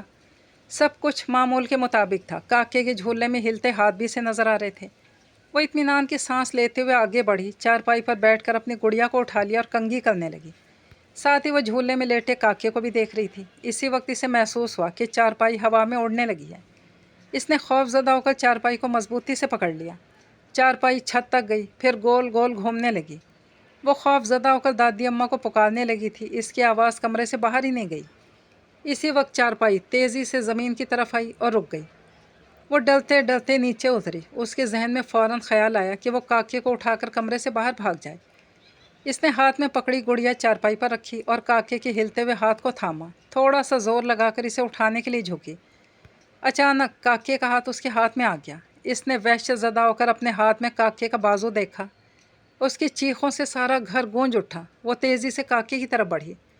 کاکے کو جہاں جہاں ہاتھ لگاتی وہ حصہ اس کے ہاتھ میں آ جاتا۔ یہ دیکھ کر وہ خوف سے بے ہوش ہو گئی۔ اس کی چیخوں کی آواز سن کر صحن میں تندور پر روٹی لگاتی راضیہ کے ہاتھ سے پیڑا چھوٹ گیا۔ باڑے سے آتی ہاجرہ بی بی ٹھٹک کر رک گئیں۔ دونوں تیزی سے کمرے کی طرف بھاگی تھیں۔ کمرے کے کھلے دروازے کے پاس پہنچ کر دونوں رک گئیں۔ کمرے کے وسط میں چارپائی سے بندھے جھولے میں کاکا لپٹا اور رو رہا تھا اور نیچے فرش پر ایمان بے ہوش پڑی تھی۔ وہ دونوں تیزی سے اس کی طرف بڑھی تھیں۔ مگر تم جادو سیکھو گے کہاں سے؟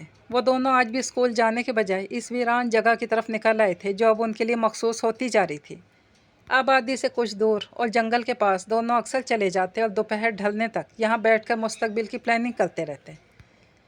وقار کے سوال نے پاشا کو سنجیدہ کر دیا۔ سر جھکا کر کچھ سوچنے لگا۔ وقار اس کی خاموشی سے سمجھا کہ شاید پاشا کو اس سوال کا جواب نہیں پتہ ہے۔ میرے خیال سے وہ جو پہاڑی کے وسط میں پیر ناگی بابا رہتے ہیں نا، وہ ضرور تمہیں جادو سکھا دیں گے۔ وقار نے اپنی طرف سے معلومات پیش کی۔ کیا انہیں جادو آتا ہے؟ پاشا نے چونک کر سر اٹھا کر پوچھا۔ بستی کے سب لوگ اپنے مسئلے لے کر ان کے پاس ہی جاتے ہیں، کیا تم مجھے ان کے پاس لے جاؤ گے؟ پاشا نے جلدی سے کہا۔ مگر وہ تو یہاں سے بہت دور ہیں، سارا دن لگ جائے گا۔ ہاں تو ہم صبح سویرے نکلیں گے نا، شام تک واپس بھی لوٹ آئیں گے، پاشا نے جلدی سے منصوبہ بندی کرتے ہوئے کہا۔ تو وقار نے فوری حامی بھر لی۔ ساری رات پاشا جاگ کر سوچتا رہا، کیا کسی اور کے پاس بھی ویسے ہی جادو ہے؟ میں کافی عرصے سے مسلسل دیکھ رہی ہوں کہ ایمان کے ساتھ کچھ عجیب سا ہونے لگا ہے۔ وہ گہری نیند سوئی ایمان کے پاس بیٹھی ہوئی تھی۔ ایمان کی حالت دیکھ کر راضیہ رات یہاں ہی رک گئی۔ ایمان کو بمشکل ہوش آیا، مگر وہ کاکی کی طرف دیکھ کر خوف سے چیخنے لگی۔ مگر جب ہاجرہ بی بی نے اسے جھنجھوڑا تو اپنے آپ پر قابو پاتے ہوئے صحیح سلامت راضیہ کی گود میں کھیلتے کاکے کو دیکھا۔ وہ ٹوٹے پھوٹے لفظوں میں پیش آنے والے حادثے کے بارے میں بتانے لگی۔ ہاجرہ بی بی جو اس کی حالت دیکھ کر پریشان تھی، وہ اسے ایمان کا وہم قرار دے کر خود کو جھوٹی تسلی نہیں دینا چاہتی تھیں۔ کچھ ایسا تھا جو اب انہیں کھٹکنے لگا تھا۔ ایمان کو بمشکل سلا کر ہاجرہ بی بی نے آہستہ آواز میں کہنا شروع کیا۔ ایمان کو کچھ غیر فطری یا ماورائی چیزیں نظر آنے لگی ہیں، جیسے اسے تنگ کر رہی ہوں۔ مگر کیوں؟ ہو سکتا ہے کہ یہ سب ایمان کا وہم ہو۔ راضیہ نے ساری بات سننے کے بعد پریشانی سے کہا۔ نہیں، انہوں نے قطعی انداز میں سر ہلایا۔ مجھے لگتا ہے کہ یہ سب کچھ کہتے ہوئے رک گئیں۔ کیا آپ اس بارے میں کچھ جانتی ہیں؟ راضیہ نے چونک کر ان کا چہرہ دیکھا جہاں تذبذب کے واضح تاثرات تھے۔ ہاں شاید، یا پھر میرا اندازہ غلط ہو۔ انہوں نے پرسوچ انداز میں سوئی ہوئی ایمان کی طرف دیکھا۔ کیا ایمان کے والدین کے ساتھ ہوئے حادثے کی وجہ سے؟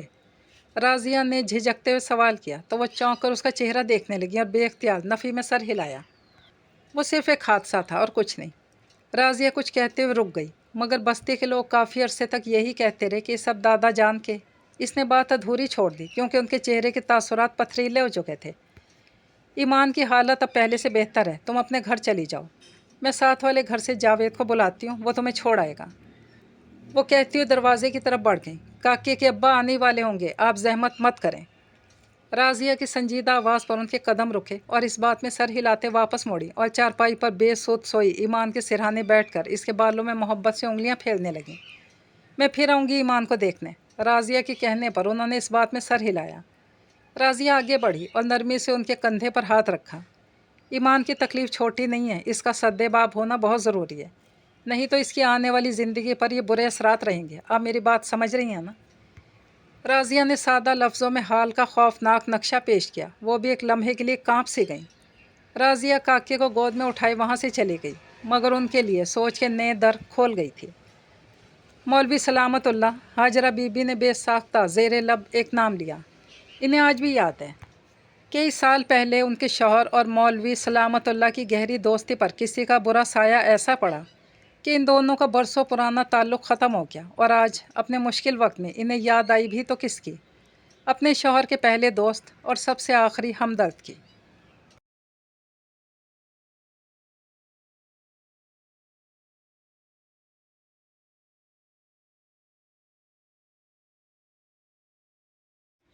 مولوی سلامت اللہ عشاء کی نماز پڑھا کر گھر واپس لوٹے تو کلثوم نے کھانے کی ٹرے چھوٹی پلاسٹک کی میز پر رکھتے ہوئے صبح آنے والی فون کال کا ذکر کیا، جس کے بارے میں سن کر وہ تولیے سے گیلے ہاتھ صاف کرتے ہوئے سر ہلانے لگے۔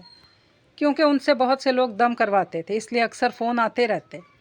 مستعد کھڑی کلثوم نے تولیہ پکڑ کر تار پر ڈال دیا۔ وہ سادہ سے کھانے کی طرف متوجہ ہو گئے۔ مونگ مسور کی دال کے ساتھ ایک درمیانے سائز کی روٹی، لیموں والی پیاز اور پودینے کی چٹنی انہیں بہت ہی پسند تھی۔ جب تک وہ کھانا کھا کر فارغ نہیں ہوئے، کلثوم ان کے سامنے خاموش بیٹھی رہی۔ وہ جانتی تھی کہ کھانے کے دوران انہیں باتیں کرنا سخت ناپسند ہے۔ مولوی سلامت اللہ کھانے سے فارغ ہو کر الحمدللہ کہہ کر اپنی جگہ سے اٹھ گئے۔ ہاتھ دھو کر واپس آئے تو کلثوم خوشبودار قہوہ لے کر چلی آئی۔ جنتی بیوی ہو، انہوں نے قہوے کا گھونٹ بھرتے ہوئے محبت بھری نگاہ بیوی پر ڈالی۔ آپ کو کیسے پتہ؟ میں تو بہت گناہ گار ہوں، کلثوم نے سادگی سے کہا۔ انہوں نے ایک نظر اپنے قدموں کے پاس بیٹھی اپنی بیوی پر ڈالی۔ اس لیے کہ میرا دل تم سے راضی ہے، اور جس عورت سے اس کا شوہر راضی ہو وہ جنتی ہوتی ہے، انہوں نے مسکراتے ہوئے کہا۔ کلثوم نے سر اٹھا کر شوہر کی طرف دیکھا۔ اس کی آنکھوں میں تشکر کی نمی تھی۔ یہ میری خوش نصیبی ہے کہ آپ مجھ جیسی بانجھ عورت سے بھی راضی ہیں۔ اس نے اپنی سونی کوکھ پر ہمیشہ کی طرح بین کرتی نگاہ ڈالی تھی۔ وہ صبر، شکر، درگزر، اطاعت، محبت کے کسی درجے پر بھی پہنچ جاتی، مگر وہ اپنی اجاڑ کوکھ کی کمی سے کبھی لڑ نہیں سکی۔ یہ خدائی کام ہے، اس پر کیا شکوہ کرنا۔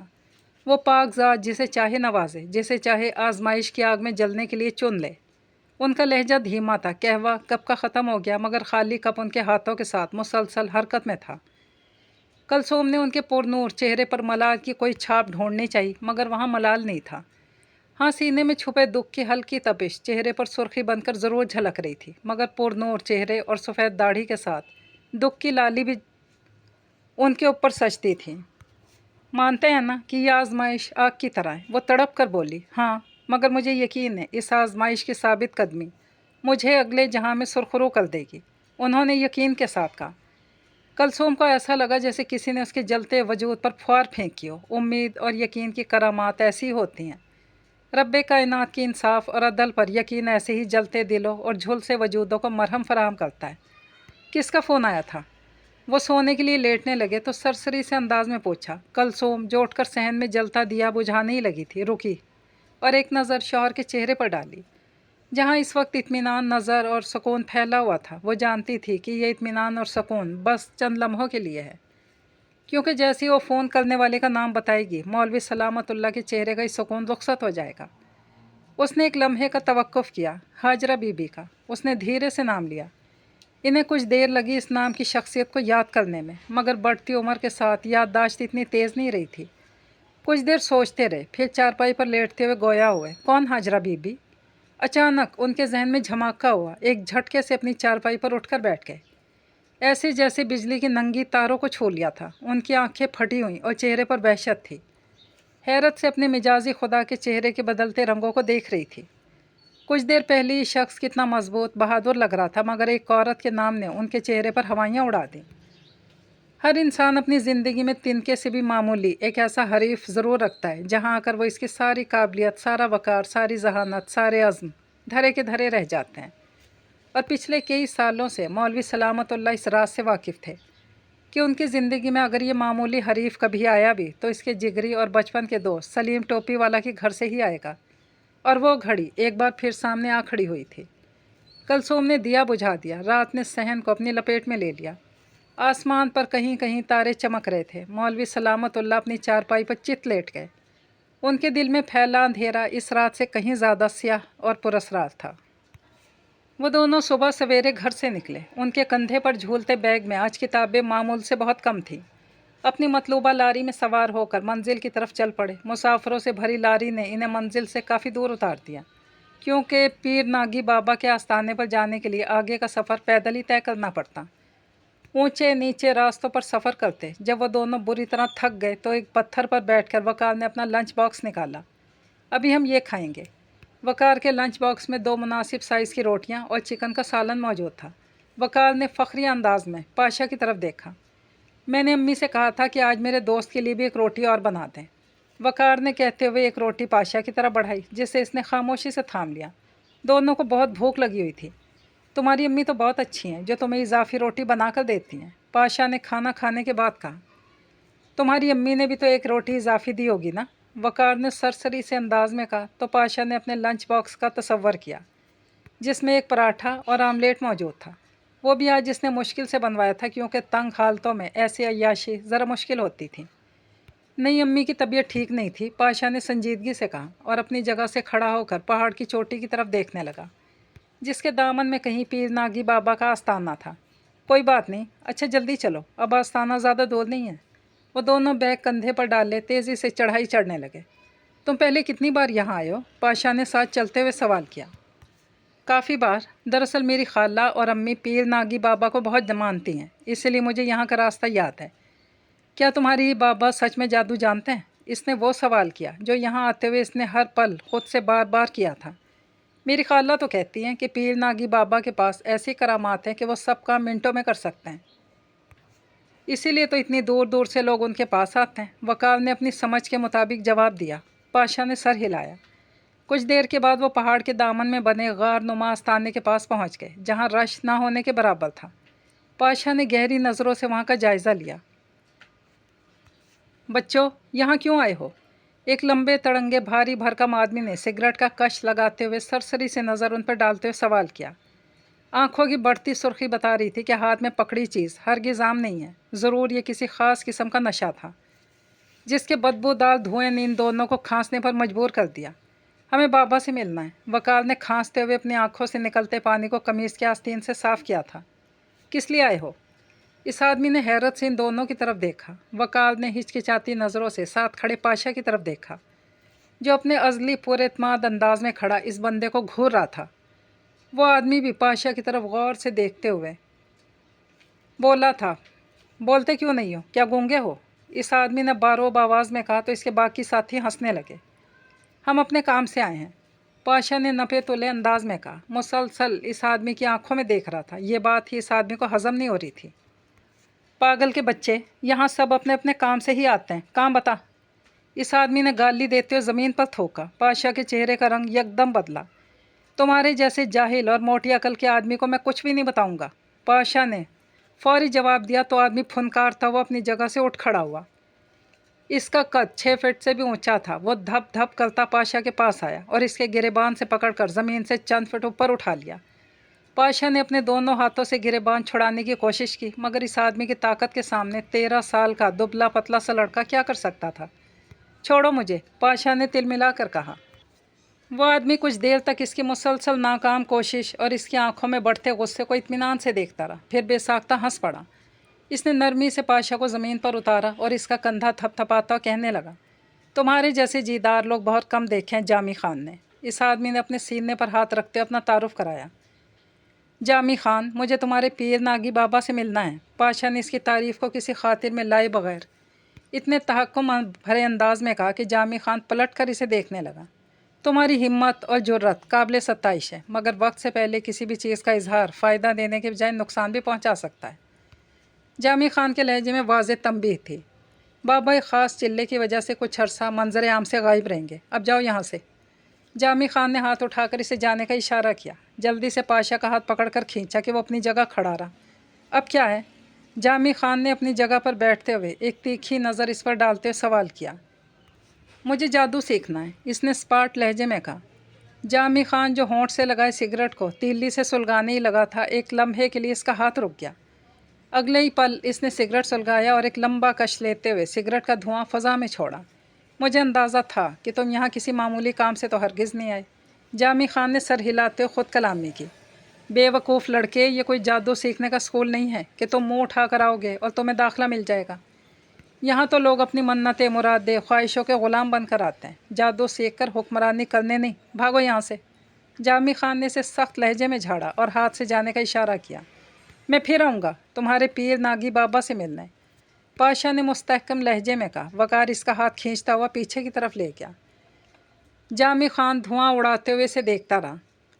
हाजरा बीबी का आज फिर फ़ोन आया था। कुछ दिन के बाद कुलसूम ने फिर याद दिलाया। इस बार उनके चेहरे पर इज़्तिराब नहीं फैला था।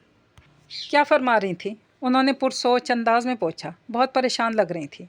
वो आपसे बात करना चाहती हैं, माजी के किसी ख़ास मसले को लेकर, शायद उसी बात पर जिस पर आप और सलीम भाई एक दूसरे से खफा हो गए थे। और वो कुछ कहती हुई चुप हो गई। मौलवी सलामतुल्लाह ने सर हिलाया और गहरी सांस ली। ज़िंदगी भी अजीब चीज़ है।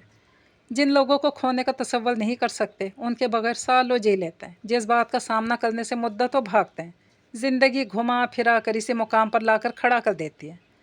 कि अब बताओ कौन ज़्यादा ताकतवर है, इंसान के इरादे या उसकी किस्मत? वो दूर खला में देखते हुए बोल रहे थे। मेरे लिए क्या हुक्म है? कुलसूम ने संजीदगी से सवाल किया। दोबारा इन्हें कोई भी जवाब देने की ज़रूरत नहीं है। वो जो किसी नतीजे पर पहुंचकर फ़ैसला कर चुके थे, पहले से मुतमईन और खुश नज़र आ रहे थे। कुलसूम ने हैरान होते हुए सादतमंदी से सर हिलाया और वापस जाने के लिए मुड़ी। कुछ दिनों के लिए हम गांव जा रहे हैं, मुख्तसर सामान रख लेना। मौलवी सलामतुल्लाह के अगले हुक्म पर कुलसूम हैरानी से पलटी थी। वो इसकी हैरानी से वाकिफ़ थे, मगर नज़रअंदाज किए खामोशी से चारपाई पर लेटकर आंखें मूंद लीं। उनके लब मुसलसल हिल रहे थे। वो हमेशा जिक्र करने में मशगूल रहते थे। वो जानती थी कि इससे ज़्यादा वो कुछ नहीं बताएंगे। कुलसूम के दूर जाते कदमों की चाप बंद आँखों से भी मौलवी सलामतुल्लाह ने महसूस कर ली थी। वकार और पाशा वापस लौटे तो बदकिस्मती से बस स्टैंड पर उनका पहला सामना वकार के चचा अब्दुल्ला से हुआ, जो दरमियानी उम्र का और तेज़ मिजाज शख्स था। वकार को हैरानी से वहाँ देखते उसे गड़बड़ का एहसास हो गया। वकार भी अब्दुल्ला चाचू को देखकर घबरा गया। इससे पहले कि वो अपने बचाव की कोई तदबीर सोचता, अब्दुल्ला ने इसे कॉलर से पकड़कर ताबड़तोड़ सवालात किए, जिसका तसल्ली बख्श जवाब ना मिलने पर अब्दुल्ला ने आओ देखा ना ताओ और इसकी पिटाई शुरू कर दी। पाशा इसे बचाने आ गया तो अब्दुल्ला ने इसे भी लपेट में ले लिया।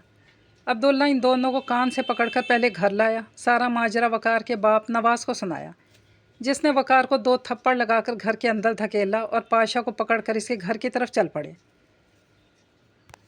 रशीद घर के बाहर बने थड़े पर बैठा सिगरेट पी रहा था। अपने बेटे को संभाल लो, अगर दोबारा इसने हमारे बच्चे को राह से भटकाने की कोशिश की तो हमसे बुरा कोई नहीं होगा, नवाज़ ने गुस्से से कहा।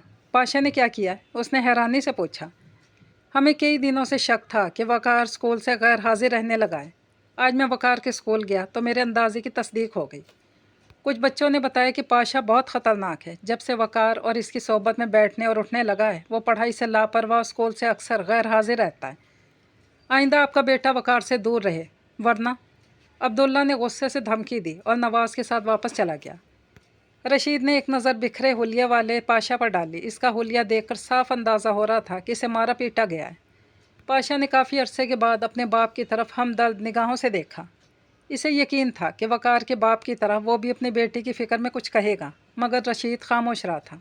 अब्बा वो पाशा نے کچھ کہنے کے لیے لب کھولے مگر رشید نے پاس پڑی لکڑی کی باریک شاخ اٹھائی جو شڑاب کی آواز کے ساتھ پاشا کی کمر سے ٹکرائی تھی۔ ایک بجلی سے پاشا کے زخم میں دوڑی۔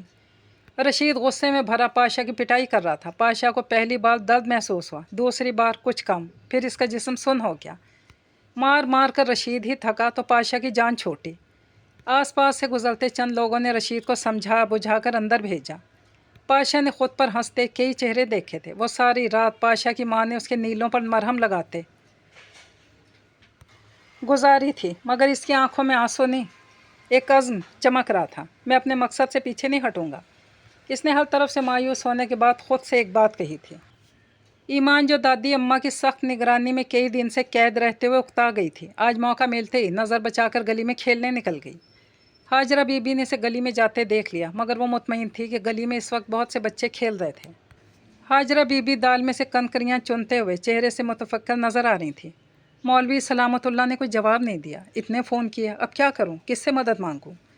انہوں نے خود کلامی کی۔ ایمان کی حالت نے پریشان کر دیا تھا۔ وہ جلد از جلد مولوی سلامت اللہ سے مل کر اس مسئلے کا حل نکالنا چاہتی تھی۔ ایمان گلی میں بچوں کے ساتھ کھیل رہی تھی۔ جب بال کچھ دور گر گئی وہ تیزی سے بال اٹھانے بھاگی۔ اس نے جھک کر زمین پر گری بال اٹھائی جب چونک گئی۔ کچھ فاصلے پر موجود کھیتوں کے درمیان وہ کھڑا اسے دیکھ رہا تھا۔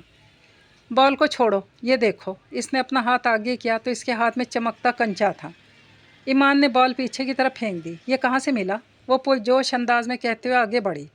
یہاں ہی، ڈھونڈ لو۔ اس نے مسکرا کر لہراتے کھیتوں کی طرف اشارہ کیا۔ وہ تھوڑا آگے بڑھی تو اسے بہت خوبصورت چمکتا اور کالے رنگ کا کنچا نظر آیا۔ اس نے وہ اٹھا لیا۔ اور بھی ہیں، اس سے بڑے سائز کے۔ اس لڑکے نے ترغیب دی تو مزید آگے بڑھ گئی۔ تھوڑا آگے گئی تو پہلے سے بڑے سائز کا کنچا اس کا منتظر تھا۔ اس طرح آگے بڑھتے اس نے کئی کنچے اٹھا لیے۔ ہاں، یہ بہت ہیں۔ اس نے اپنی بھری ہوئی جھولی دیکھی اور مسکرا کر کہتے ہوئے سر اٹھایا تو وہ وہاں نہیں تھا۔ وہ چونک گئی۔ شام اندھیرے میں گم ہونے کے قریب تھی۔ وہ گھبرا کر واپس پلٹی تو ٹھٹک گئی۔ اس نے جلدی سے گھوم کر چاروں طرف دیکھا۔ وہ بڑی فصلوں کے درمیان قید ہو چکی تھی۔ ایمان کو سمجھ میں نہیں آ رہا تھا کہ وہ کس سمت میں چلے۔ وہ خوف زدہ ہوئی اور اس کی جھولی سے سب کنچے نیچے گر گئے۔ اس نے جلدی سے دوبارہ اٹھانے کے لیے نیچے دیکھا تو اسے کوئی کنچا نظر ہی نہیں آیا۔ وہاں کالے رنگ کا بڑا سانپ دیکھ کر اس کا رنگ پیلا پڑ گیا۔ دادی جان، بے اختیار چلائی اور اندھا دھند ایک سمت میں بھاگ کھڑی ہوئی۔ بھاگتے ہوئے اس نے دیکھا کہ سرسبز فصلوں کی جگہ ہر طرف سانپ لہرا رہے ہیں جو پھنکارتے ہوئے اس کی طرف بڑھنے کی کوشش کر رہے ہیں۔ اس کی چیخوں نے آسمان سر پر اٹھا لیا تھا۔ بدحواسی میں بھاگتے ہوئے کچے روڈ پر آئی اور سامنے سے آتے ٹانگے کے پچھلے حصے سے ٹکرا کر زمین بوس ہو گئی۔ وہ بے ہوش ہو چکی تھی۔ کوچوان نے جلدی سے ٹانگا روکا تو ٹانگے میں بیٹھی دونوں سواریاں فوراً نیچے اتریں۔ بچی بے ہوش ہو چکی ہے، بظاہر تو کوئی چوٹ نظر نہیں آ رہی۔ برقع پہنی عورت نے جلدی سے ایمان کو ٹٹولا تو سامنے کھڑے دونوں مردوں نے سکون کا سانس لیا۔ اس سے پہلے کہ عورت کے ساتھ آیا شخص کچھ کہتا، ہاجرہ بی بی کچھ بچوں کے ساتھ ایمان کو ڈھونڈتی بدحواسی میں اسی طرف دوڑی چلی آئیں۔ ان سب نے ایمان کے چیخنے کی آوازیں سنی تھیں۔ ہائے میری بچی! ہاجرہ بی بی نے آس پاس دیکھے بغیر صرف بے ہوش پڑی ایمان کو دیکھا اور جھک کر اسے سینے سے لگا لیا۔ بچی کے منہ پر پانی کا چھینٹا ماریں۔ ایک بار روب آواز پر ہاجرہ بیگم نے سر ہلاتے ہوئے دیکھے بغیر پانی کی بوتل پکڑی اور ایمان کے منہ پر پانی پھینکنے لگی۔ اسی دوران سامنے کھڑے شخص نے زیر لب کچھ پڑھتے ہوئے بے ہوش ایمان پر پھونک ماری۔ ایمان نے ایک دم آنکھیں کھول دی۔ ہاجرہ بی بی کا چہرہ خوشی سے کھل اٹھا۔ انہوں نے بے ساختہ خوشی سے نقاب پوش عورت کو دیکھا، پھر کچھ فاصلے پر کھڑے مرد پر نگاہ ڈالی تو ساکت ہی رہ گئیں۔ مولوی سلامت اللہ سامنے کھڑے مسکرا رہے تھے۔ لنچ بریک ہوئی تو سب بچے گرمی سے بے پرواہ بڑے میدان میں کھیلنے لگے، جبکہ سب بچوں سے الگ تھلگ وہ دونوں میدان سے کافی دور گھنے درخت کی مضبوط شاخ پر بیٹھے سامنے دیکھ رہے تھے۔ بڑوں کے ڈانٹ ڈپٹ کے باوجود ان دونوں کی دوستی میں کوئی فرق نہیں آیا، بلکہ پہلے سے زیادہ مضبوط ہو گئی تھی۔ پاشا کے گھر میں تو کوئی ایسا نہیں تھا جس سے وہ ڈرتا، بلکہ رشید پاشا کے تیور دیکھ کر پریشان رہتا تھا۔ جبکہ وقار کو کچھ وقت لگا مگر اس نے اپنے باپ اور چچا کو سمجھا لیا کہ پاشا برا لڑکا نہیں ہے، بس اکھڑ مزاج کا مالک ہے۔ چونکہ ان دونوں کی طرف سے دوبارہ کوئی شکایت نہیں آئی اس لیے وہ بھی خاموش ہو گئے تھے۔ تمہیں وہ پیر بابا یاد ہیں جن کے آستانے پر ہم جادو سیکھنے گئے تھے؟ وہ ہمارے گاؤں کے پاس آ گئے۔ یہاں ان کے مرید نے آستانہ بنا کر دیا، اب وہ مہینے کے کچھ دن یہاں بھی بیٹھا کریں گے۔ وقار نے مسکراتے ہوئے بتایا۔ پاشا کا چہرہ سپاٹ ہی رہا۔ تمہیں سن کر خوشی نہیں ہوئی؟ وقار نے سنجیدگی سے سوال کیا تو اس نے نفی میں سر ہلایا۔ اگر بابا کے پاس کوئی جادو ہوتا تو وہ کیوں کسی سے مدد لیتے؟ اس نے سمجھداری سے کہا تو وقار سر کھجانے لگا۔ بات تو تمہاری ٹھیک ہے، ویسے کیا جادو سچ میں ہوتا ہے؟ اس نے کچھ سوچتے ہوئے پوچھا۔ پاشا کی آنکھیں چمک اٹھی تھیں۔ ہاں، میں نے خود اپنی آنکھوں سے دیکھا ہے، اس نے مدھم لہجے میں کہا۔ وہ چونک گیا۔ وہ کیسے؟ وقار نے حیرانی سے پوچھا تو پاشا تذبذب کی حالت میں اسے دیکھا، پھر کہا بتاؤ بھی۔ وقار نے گھورا تو پاشا نے تھوک نکلا۔ دیکھو یہ بہت اہم اور راز کی بات ہے، وعدہ کرو کہ کسی کو نہیں بتاؤ گے۔ وہ اس بوجھ کو اٹھائے تنگ آ چکا تھا۔ تمہیں کہنے کی ضرورت نہیں تھی، اس نے منہ بنا کر کہا تو پاشا کھسیانی ہنسی ہنس پڑا اور وقار کے تھوڑا قریب ہوا۔ یہ کچھ سال پہلے کی بات ہے، جب میں 9 سال کا تھا اور پاشا نے مدھم آواز میں بتانا شروع کیا۔ وقار پتھر کا بت بنا اسے سن رہا تھا، جو الف لیلا کی کوئی کہانی سنا رہا ہے، جو اس زمین کی تو نہیں لگ رہی تھی۔ ایمان بیٹی کی طبیعت اب کیسی ہے؟ کچی نیند میں سوئی ایمان کے کانوں میں مولوی سلامت اللہ کی باروب مگر دھیمی آواز گونجی تو ذرا سا کسمسائی۔ اس نے آنکھیں نہیں کھولیں۔ اللہ کا خاص کرم ہے، آپ نے جو پانی دم کر کے دیا تھا اس سے بہت فرق پڑا ہے، ہاجرہ بی بی نے تشکر آمیز لہجے میں کہا۔ انشاءاللہ جلد ٹھیک ہو جائے گی، میں آپ کا یہ احسان کبھی نہیں بھولوں گی۔ آپ سب اختلافات بھلا کر میرے پکارنے پر چلے آئے۔ اختلاف مرنے والے سے تھا، جب وہ ہی نہیں رہا تو دل میں رنجش رکھ کر کیا کرنا؟ مولوی سلامت اللہ نے اداسی سے کہا۔ ان کی نیت غلط نہیں تھی، مگر ہاجرہ بی بی نے جلدی سے کہا، مگر عمل غلط ضرور تھا۔ کاش وہ اس وقت میری بات سن لیتا تو شاید اس کا گھر اس آفت سے محفوظ رہتا۔ انہوں نے سر جھکا کر کہا تو ہاجرہ بی بی کے ساتھ ساتھ کلثوم نے بھی چونک کر ان کی طرف دیکھا۔ کیا مطلب؟ کون سی آفت؟ ہاجرہ بی بی نے ہکلا کر کہا، ایمان بیٹی کو کچھ غیر مرئی چیزیں تنگ کر رہی ہیں، وہ عام نہیں اور نہ ہم انسانوں میں سے ہے۔ بہرحال میں کوشش کر رہا ہوں کہ دوسری دنیا کی طرف کھلا وہ دروازہ بند کر سکوں جو اس کے دادا نے جلد بازی میں کھول دیا تھا۔ مولوی سلامت اللہ نے سنجیدہ نگاہ زرد چہرے والی بچی پر ڈالی اور واپس چلے گئے۔ ہاجرہ بی بی دل پر ہاتھ رکھے پریشان نگاہوں سے سوئی ہوئی ایمان کو دیکھ رہی تھی، جبکہ ان سب کی گفتگو کے دوران ایمان پوری طرح ہوش میں آ چکی تھی۔ دوسری دنیا کا دروازہ کون سا ہے جسے دادا جان نے کھولا تھا؟ ایمان نے الجھ کر سوچا اور پٹ سے آنکھیں کھول دیں۔ اسے جاگتا دیکھ کر ہاجرہ بی بی کلثوم فوراً آگے بڑھی۔ میری بچی، ہاجرہ بی بی نے کہتے اس کا ماتھا چوما۔ شام تک ایمان کی حالت سنبھل گئی۔ مولوی سلامت اللہ نے دم کیا پانی اور قرآن آیات پڑھنے کے لیے ہاجرہ بی بی کو بتائی۔ اگلی صبح ہوتے ہی کلثوم کو لے کر اپنے گاؤں جانے کے لیے گھر سے نکل گئے۔ ہاجرہ بی بی انہیں دل میں دعائیں دینے لگیں جو اس مشکل وقت میں فرشتہ بن کر آئے تھے۔ رشید تھکا ہارا شہر سے مال بیچ کر واپس آ رہا تھا جب اس نے گاؤں کی چوپال میں شام ڈھلے کچھ لوگوں کو جمع دیکھا تو چونک گئے۔ آج اتنے لوگ کیوں جمع ہیں؟ اس نے خود کلامی کی اور اپنی موٹر سائیکل کی رفتار جیسے ہی آہستہ کی، لوگوں کے درمیان بیٹھے باروب شخص کو دیکھ کر اسے زور کا جھٹکا لگا۔ مولوی سلامت اللہ، اس نے زیر لب دہرایا۔ اسی وقت مولوی صاحب کی نظر بھی رشید پر پڑی تو ایک تاریک سایہ ان کے چہرے پر لہرایا۔ انہوں نے رخ موڑ لیا۔ اس شخص کے لالچ نے ان سے بھائیوں جیسا دوست چھین لیا۔ وہ حیرت سے بڑبڑاتا تیزی سے آگے بڑھ گیا۔ اس کے وہاں سے جانے کے چند لمحوں کے بعد مولوی سلامت اللہ نے بھی واپسی کی راہ لی۔ رشید نے اپنی بائک کا رخ گھر کی طرف کرنے کے بجائے مخالف سمت میں کر دیا۔ کچھ دیر سفر کرنے کے بعد ترتیب سے بنے مکانوں کے پاس رک گیا۔ رشید کی بائک جس دروازے کے سامنے رکی وہ ہاجرہ بی بی کا تھا۔ رشید بھائی آپ؟ ہاجرہ بی بی نے دستک کی آواز پر جب دروازہ کھولا تو کئی سال بعد اسے دیکھ کر حیران رہ گئی۔ بالآخر آپ نے وہ قیمتی چیز مولوی سلامت اللہ کے حوالے کر ہی دی، جبکہ میں کب سے اس کا طلبگار تھا۔ اور رشید نے تندخو لہجے میں کہا۔ رشید کی پوری بات سنتے ہی ہاجرہ بی بی کا چہرہ تن گیا۔ آئندہ اس دہلیز پر قدم مت رکھنا ورنہ میں بھول جاؤں گی کہ آپ میرے مرحوم شوہر کے دوست رہے۔ ہاجرہ بی بی نے غصے سے کہا اور اس کی بات سنے بغیر دروازہ زور سے بند کر دیا۔ وہ پیچ و تاب کھاتا واپس پلٹ گیا۔ ہاجرہ بی بی غصے میں بڑبڑاتی جیسے ہی پلٹی، ایمان کو حیران پریشان کھڑا دیکھ کر ٹھٹک کر رک گئی۔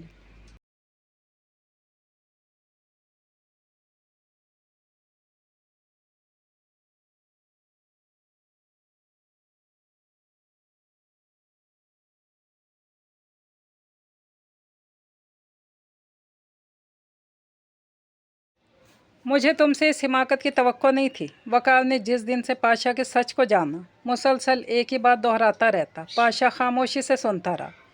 ایک دن بول ہی پڑا اور مجھے تم سے اس تاننے کی امید ہرگز بھی نہیں تھی۔ پاشا نے سنجیدگی سے کہا تو وقار کہا مار کر ہنس پڑا۔ کچھ دیر تک ہنستا رہا۔ وہ دونوں بستی کے باقی لڑکوں سے کچھ دور گھنے جنگل کے کنارے چل رہے تھے۔ احمق، تم جادو سیکھنے کے لیے اتنی دور جا سکتے ہو؟ अपने बाप से मार खा सकते हो, सबके ताने सुन सकते हो, थोड़ी सी हिम्मत करके उस घर में नहीं जा सकते जहाँ वो जादू छुपा है। वकार ने संजीदगी से कहा तो पाशा ने चौंक कर इसकी तरफ देखा। वहाँ जाने से क्या होगा, मुझे कौन इस जादू तक जाने देगा, ये इतना आसान काम नहीं। इसने नफ़ी में सर हिलाया। तुमने तो कभी कोशिश ही नहीं की। देखो, पीर नागी बाबा हो गए या कोई और, हम नहीं जानते कि उनके पास सच में कोई जादू है या नहीं, मगर उस घर के लोगों के बारे में तुम अच्छी तरह जानते हो कि वहाँ जादू मौजूद है। फिर इधर उधर भटकने की क्या ज़रूरत है। वो अपनी बात पर कायम था। वो हमारे घर से दूर जंगल के दूसरी तरफ वाले हिस्से में आबाद है। अब्बा ने तो इस तरफ जाना ही बंद किया हुआ है। पाशा ने कहा, रास्ता तो हमें ढूंढना होगा, कोशिश करते हैं। वकार ने हिम्मत दिलाई तो वो सर हिलाकर रह गया। इसे पहली बार ऐसा लगा जैसे वो इन पुरस्कार और घने जंगल का हिस्सा बनने वाला है। आज से पहले ये घने जंगल इसे डराते थे, मगर वो जंगल के राज को जानने के लिए, इसमें गुम हो जाने के लिए तैयार था। जंगल में रास्ते भी होते हैं, ये इसे वकार ने बताया था। जब से मौलवी सलामतुल्लाह ने ईमान को दम किया था, इसकी तबीयत में बहुत बेहतरी आ गई। ईमान जो पहले सहन तक जाने से डरने लगी थी, वो अब आराम से गली में चली जाती। मौलवी सलामतुल्लाह ने किसी जानने वाले के हाथ ईमान के लिए एक तावीज़ भेजा, जिसे हाजरा बीबी ने फ़ौरन इसे पहना दिया। तावीज़ पहनाने के बाद हाजरा बीबी ईमान की तरफ से बेफिक्र हो गई, क्योंकि वो मौलवी सलामतुल्लाह की रूहानियत से वाकिफ़ थी। ईमान का जहन जो बचपन की हदूद से बाहर निकल रहा था, वो अब दादी जान की अक्सर बातों पर उलझ जाती। इसे बहुत कुछ मुबहम राज की तरह लगता, जिसे खोजने की कोशिश करती, मगर हाजरा बीबी पहले कदम पर ही नरमी से समझा कर इसके सोचों का रुख मोड़ देती। कुछ दिन गुजरे जब ईमान को अजीब सी बेचैनी ने घेर लिया। इसे लाशौरी तौर पर अक्सर नज़र आने वाले अपने दोस्त की तलाश रहती, मगर कई महीने गुजर जाने के बावजूद ईमान ने इसे नहीं देखा। वो अक्सर उदास हो जाती या बिला वजह चिढ़ने लगती। वो भी एक ऐसा ही आम सा दिन था। वो स्कूल का बस्ता उठाए, तेज़ कदम उठाती, दो नौत सीने पर बांधे, मुंह फुलाए घर की तरफ जा रही थी, जब इससे आगे चलते चंद बच्चों ने शरारत की और इसके आगे टांग अड़ा दी। वो अपनी धुन में चलती देख ही नहीं सकी और मुंह के बल गिरी। ईमान ने गुस्से से उनकी तरफ देखा। वो तादाद में 3 थे, जबकि वो अकेली। मुझे अकेला समझकर गिरा दिया। कल मैं अपनी दादी जान को लेकर आऊँगी, वो मज़ा चखाएंगी। ईमान कपड़े झाड़ते हुए खड़ी हुई। तीनों लड़के हंस पड़े। वो बूढ़ी दादी, हम तेज़ भाग जाएंगे, उनसे तो मुश्किल से ही चला जाता है, मजाक उड़ाने लगे। ऐसी बात है तो मुझसे तेज़ भाग कर दिखाओ।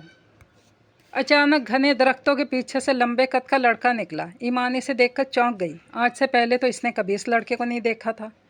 तीनों लड़कों ने अपने से लंबे कद के लड़के को देखा तो डर गए। पाशा इत्मीनान से आगे बढ़ा, जल्दी से मुर्गा बन जाओ वरना। इसने घूरा तो तीनों फ़ौरन मुर्गा बन गए। ईमान बहुत दिलचस्पी से उन्हें देख रही थी। हमें माफ़ कर दें, इन तीनों ने जल्दी से कहा तो पाशा ने सवालिया निगाहों से ईमान की तरफ देखा। इसने फ़ौरन इस बात में सर हिलाया। चलो भाग जाओ, दोबारा मेरी दोस्त को तंग किया तो। पाशा ने इन्हें घूरते हुए कहा तो सरपट वहाँ से भागे। ईमान हैरानी से इसे देख रही थी, जो पूरे एतमाद से ख़ुद को इसका दोस्त बता रहा था। पाशा मुस्कुराता हुआ इसके सामने आ खड़ा हुआ। तुम्हें मेरा दोस्त कहना बुरा तो नहीं लगा? इसने यकीन से पूछा।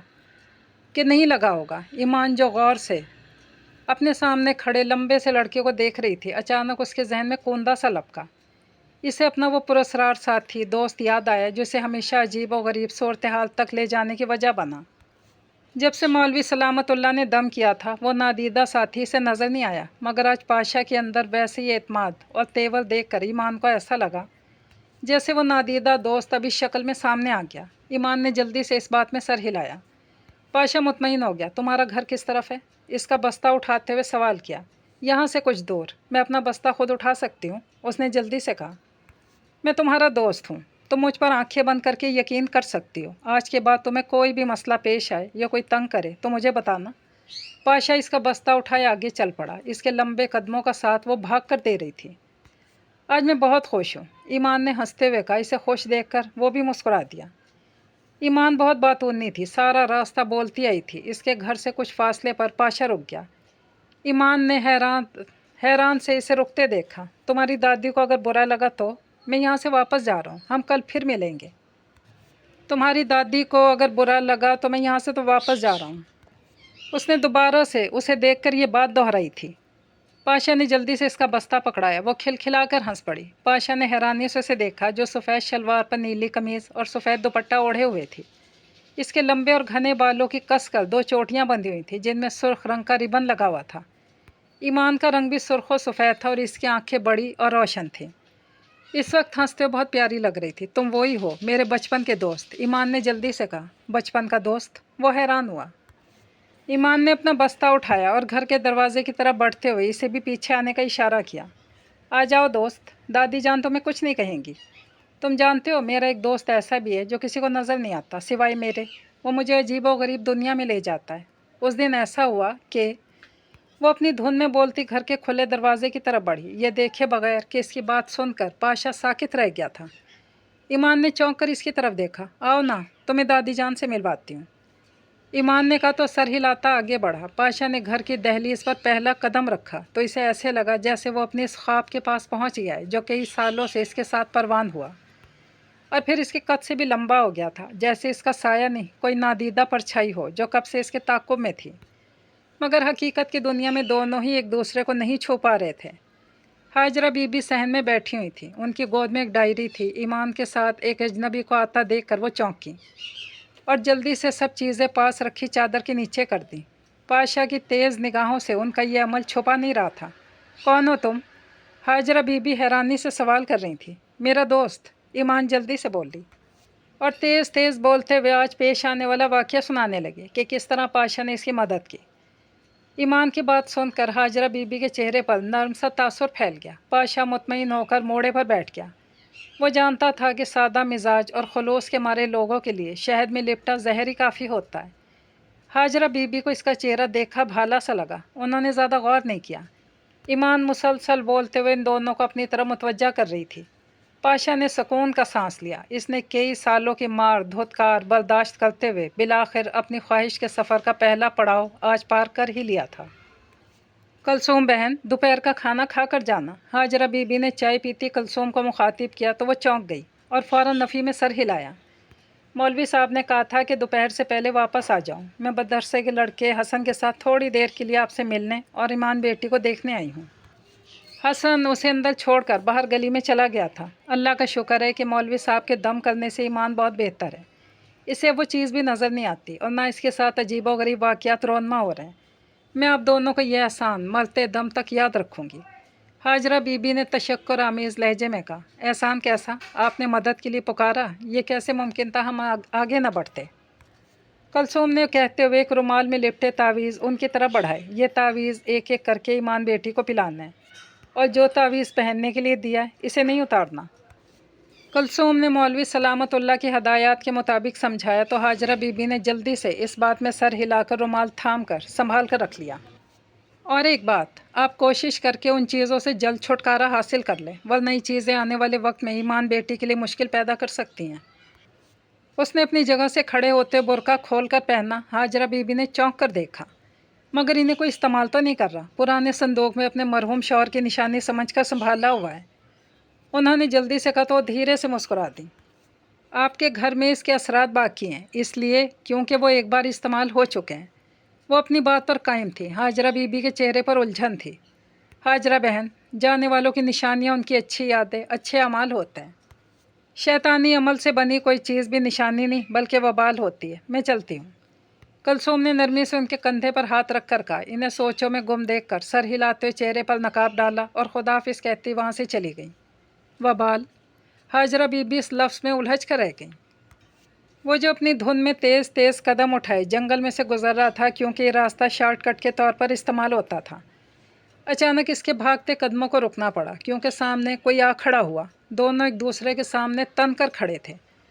درختوں کے پتوں سے چھن چھن کر آتی دھوپ ان دونوں کے چہروں پر پڑ رہی تھی۔ دونوں ایک دوسرے کی آنکھوں میں آنکھیں ڈال کر دیکھ رہے تھے۔ کچھ دیر ایسی گزری۔ کسی پیڑ پر بیٹھی مینا نے شور مچایا تو وہ چونکے اور ہنستے ہوئے بغل گیر ہو گئے۔ اچھی دوستی نبھائی، میرے مشورے پر عمل کرتے ہوئے مجھے ہی بھول گئے۔ وقار نے مکہ اس کے بازو پر مارا۔ پاشا کہا مار کر ہنس پڑا۔ اسکول میں تو ہم مل لیتے ہیں، چھٹی کے فوراً بعد میں جنگل کے راستے اس طرف آتا ہوں کیونکہ یہ راستہ شارٹ کٹ کے طور پر استعمال ہوتا ہے۔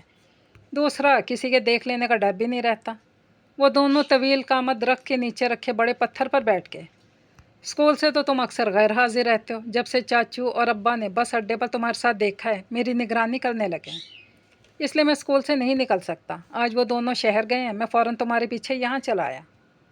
میں جانتا ہوں اس دنیا میں تم میرے واحد دوست ہو جو میرے خوابوں پر مجھ سے بھی زیادہ یقین رکھتے ہو۔ پاشا نے مسکرا کر اس کی طرف دیکھا۔ اس نے سر ہلایا۔ تمہارا کام کہاں تک پہنچا؟ جادو ہاتھ لگا یا نہیں؟ وقار نے بے چینی سے سوال کیا۔ ابھی تو 3 مہینے ہوئے ہیں ان کا اعتبار جیتے ہوئے۔ ایمان بہت سادہ مزاج کی بے وقوف سی لڑکی ہے۔ اس کی دادی جان بہت سمجھدار ہیں۔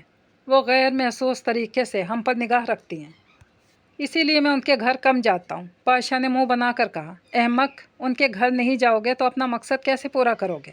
وقار نے سر پہ ہاتھ مارا۔ مگر وہ دادی۔ پاشا نے کچھ کہنا چاہا۔ تم ایمان سے زیادہ دادی کا اعتبار حاصل کرنے کی فکر کرو، ان کی مختلف کاموں میں مدد کروا دیا کرو، کوئی ذمہ داری اپنے سر لے لو، ایمان کو پڑھا دو یا کچھ بھی، جس سے دادی تم پر اندھا اعتبار کرنے لگیں گی۔ تبھی تم اس راز تک پہنچ سکتے ہو جس کی حفاظت وہ کئی سالوں سے کر رہی ہیں۔ اس نے سنجیدگی سے کہا۔ پاشا نے متاثر نگاہوں سے اس کی طرف دیکھا۔ اس دن ابا بھی اماں کو بتا رہے تھے کہ دادی کے پاس وہ خاص چیز آج بھی موجود ہے، اور پاشا نے جلدی سے تفصیل بتائی جو اس نے اپنے والدین سے سنی تھی جب رشید ہاجرہ بی بی کے گھر سے ہو کر آیا تھا۔ تم بہت محتاط رہنا، انہیں نہیں پتہ چلنا چاہیے کہ تم کس کے بیٹے ہو، ورنہ… وقار نے سمجھایا۔ تم تو بہت باریک بینی سے حالات کا جائزہ لیتے ہو، جبکہ میں صرف اپنی ضد کے پیچھے بھاگتا ہوں۔ اس نے اپنی خامی کا اعتراف کیا۔ تمہاری ضد میں جلا دینے کا وصف ہے، جبکہ مقصد کو پانے کے لیے ضد کی آگ کو قابو کرنا سیکھنا پڑتا ہے۔ پھر وہ اپنی جگہ سے کھڑا ہو گیا۔ میں چلتا ہوں، کل اسکول میں ملیں گے۔ اس نے جلدی سے اپنا بستہ اٹھایا اور اس سے ہاتھ ملا کر واپس چلا گیا۔ پاشا کے پاس اب ایک واضح راستہ تھا جس پر چل کر وہ جلد اپنی منزل تک پہنچ سکتا تھا۔ ہاجرہ بی بی نے مطمئن نگاہ صحن کے وسط میں بیٹھے پاشا اور ایمان پر ڈالی۔ جب سے پاشا نے ایمان کو پڑھانے کی ذمہ داری لی تھی، انہیں بہت آسانی ہو گئی۔ پاشا ان کی بہت فکر کرتا۔ وہ اکثر حیران ہوتی کہ چھوٹی سی عمر میں اس کے اندر ذمہ داری کا کتنا احساس ہے۔ وہ جب بھی ان کے گھر آتا، ہاجرہ بی بی کے کئی کام کر دیتا، اندر باہر کئی چکر لگاتا۔ وہ کم گو تھا، زیادہ تر خاموش رہتا۔ ایمان کی اوٹ پٹانگ باتیں سنتے ہوئے سر ہلا دیتا، ایمان کی پڑھائی میں مدد کر دیتا، جس کی وجہ سے وہ بہت خوش تھی۔ پاشا اس کے لیے دادی کے بعد دوسرا ایسا سہارا بن گیا جس پر وہ اندھا یقین کرتی۔ انہوں نے کئی بار اس کے والدین کے بارے میں پوچھا، وہ مختصر بتا کر بات ہی بدل دیتا، جس پر وہ اکثر ٹھٹک جاتی، پھر اس کا ذاتی مسئلہ کہہ کر خود کو تسلی دے دیتی۔ تم دونوں جلدی سے گڑ والے چاول کھا لو، تب تک میں اسٹور کی صفائی کر لوں۔ ہاجرہ بی بی نے خوشبو اور بھاپ اڑاتے چاولوں کی پلیٹ دونوں کے سامنے رکھی اور مسکراتے اسٹور کی طرف بڑھ گئیں۔ آج پھر دادی جان کو اپنا خفیہ صندوق کھولنا ہوگا، ایمان نے ہنستے ہوئے کہا اور گرم چاول کا چمچہ جلدی سے منہ بھر لیا، پھر منہ کھول کر بھاپ نکالنے لگی۔ آرام سے کھاؤ، منہ جل جائے گا۔ پاشا نے اسے گھورا تو وہ جلدی سے چاول نگل کر ہنسنے لگی۔ مجھے گڑ والے چاول بہت پسند ہے، اس لیے دادی جان اکثر بنا دیتی ہیں۔ ایمان نے دوسرا نوالا احتیاط سے کھاتے ہوئے کہا۔ تم کچھ بتا رہی تھی؟ پاشا کا ذہن اس کی پہلی بات میں الجھا ہوا تھا۔ کون سی بات؟ اس نے لاپرواہی سے کہا۔ اوف، وہی صندوق کے راز والی۔ پاشا نے جھنجلا کر کہا۔ اچھا وہ… مجھے کچھ خاص نہیں پتا، دادی جان کی سب خاص چیزیں اسی میں موجود ہیں۔ میں نے تو صرف ڈائری اور چند کاغذ دیکھے ہیں جو شاید دادا جان کی نشانی ہے۔ اس نے تفصیل بتائی۔ وہ کچھ سوچتا رہا، پھر اچانک اٹھ کر کھڑا ہو گیا۔ ایمان نے چونک کر اس کی طرف دیکھا۔ میں دادی جان سے پوچھ لوں، کسی مدد کی ضرورت نہ ہو، اس نے جلدی سے کہا اور ایمان کی بات سنے بغیر اسٹور کی طرف بڑھ گیا۔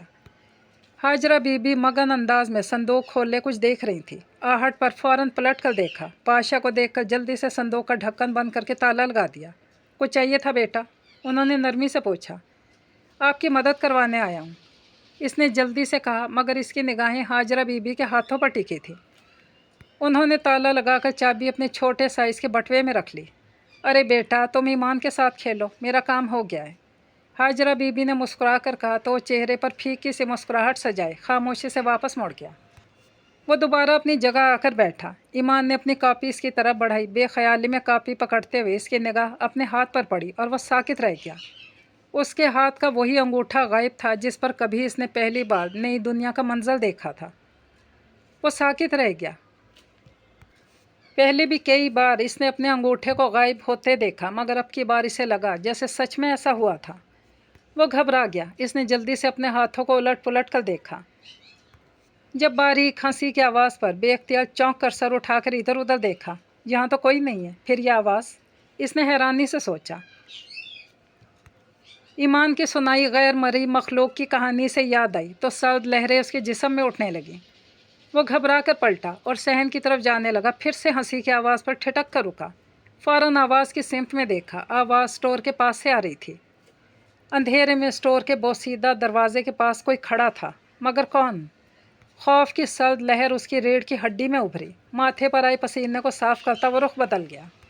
اب اس کا ہاتھ پہلے کی طرح مکمل نظر آ رہا تھا۔ وہ جانتا تھا کہ یہ سب اس کے وہم کا کھیل ہے، مگر اس کھیل کے پیچھے کی کہانی تو اصل تھی نا۔ یہی کہانی تلاش تو اسے یہاں لے کر آئی تھی۔ لگتا ہے میرا وہم درست ہونے والا ہے، کتاب پر جھکی ایمان اور موڑے پر بیٹھی ہاجرہ بیگم کو دیکھتے ہوئے اس نے فکر مندی سے سوچا۔ مجھے جلد از جلد ان تک پہنچانا ہوگا، ورنہ… وہ بے چینی سے سوچتا آگے کا لائحہ عمل تیار کرنے لگا۔ آج کل کلثوم کے ہاجرہ بی بی کے گھر بہت چکر لگ رہے ہیں۔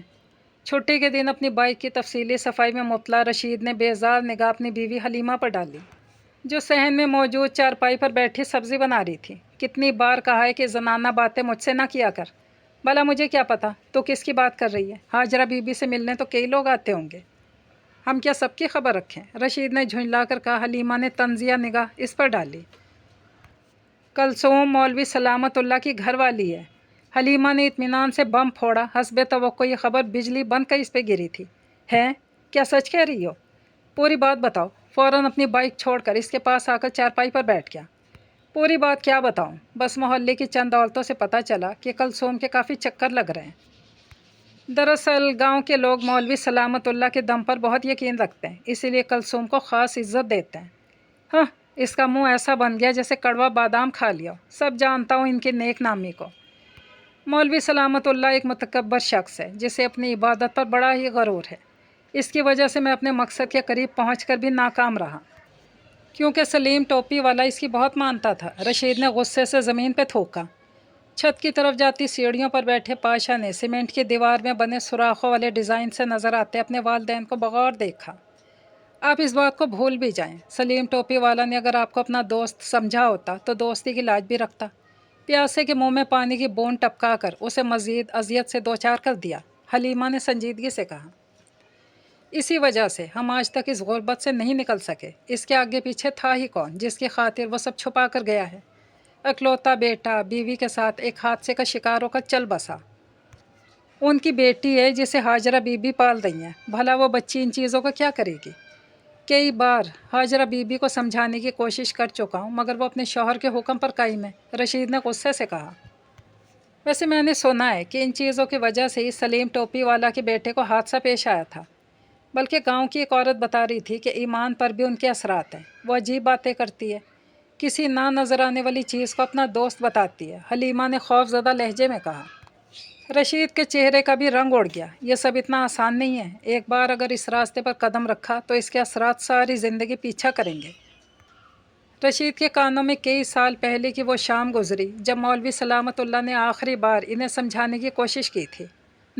نہیں، ایسا کچھ نہیں ہے، وہم مت کرو، ہمارا بیٹا تو بالکل ٹھیک ہے نا؟ حالانکہ وہ بھی اس وقت وہاں موجود تھا، اور اس کی آواز اتنی مدھم ہو گئی کہ اب پاشا کو سنائی نہیں دے رہی تھی۔ مگر اس بات سے کیا فرق پڑتا ہے؟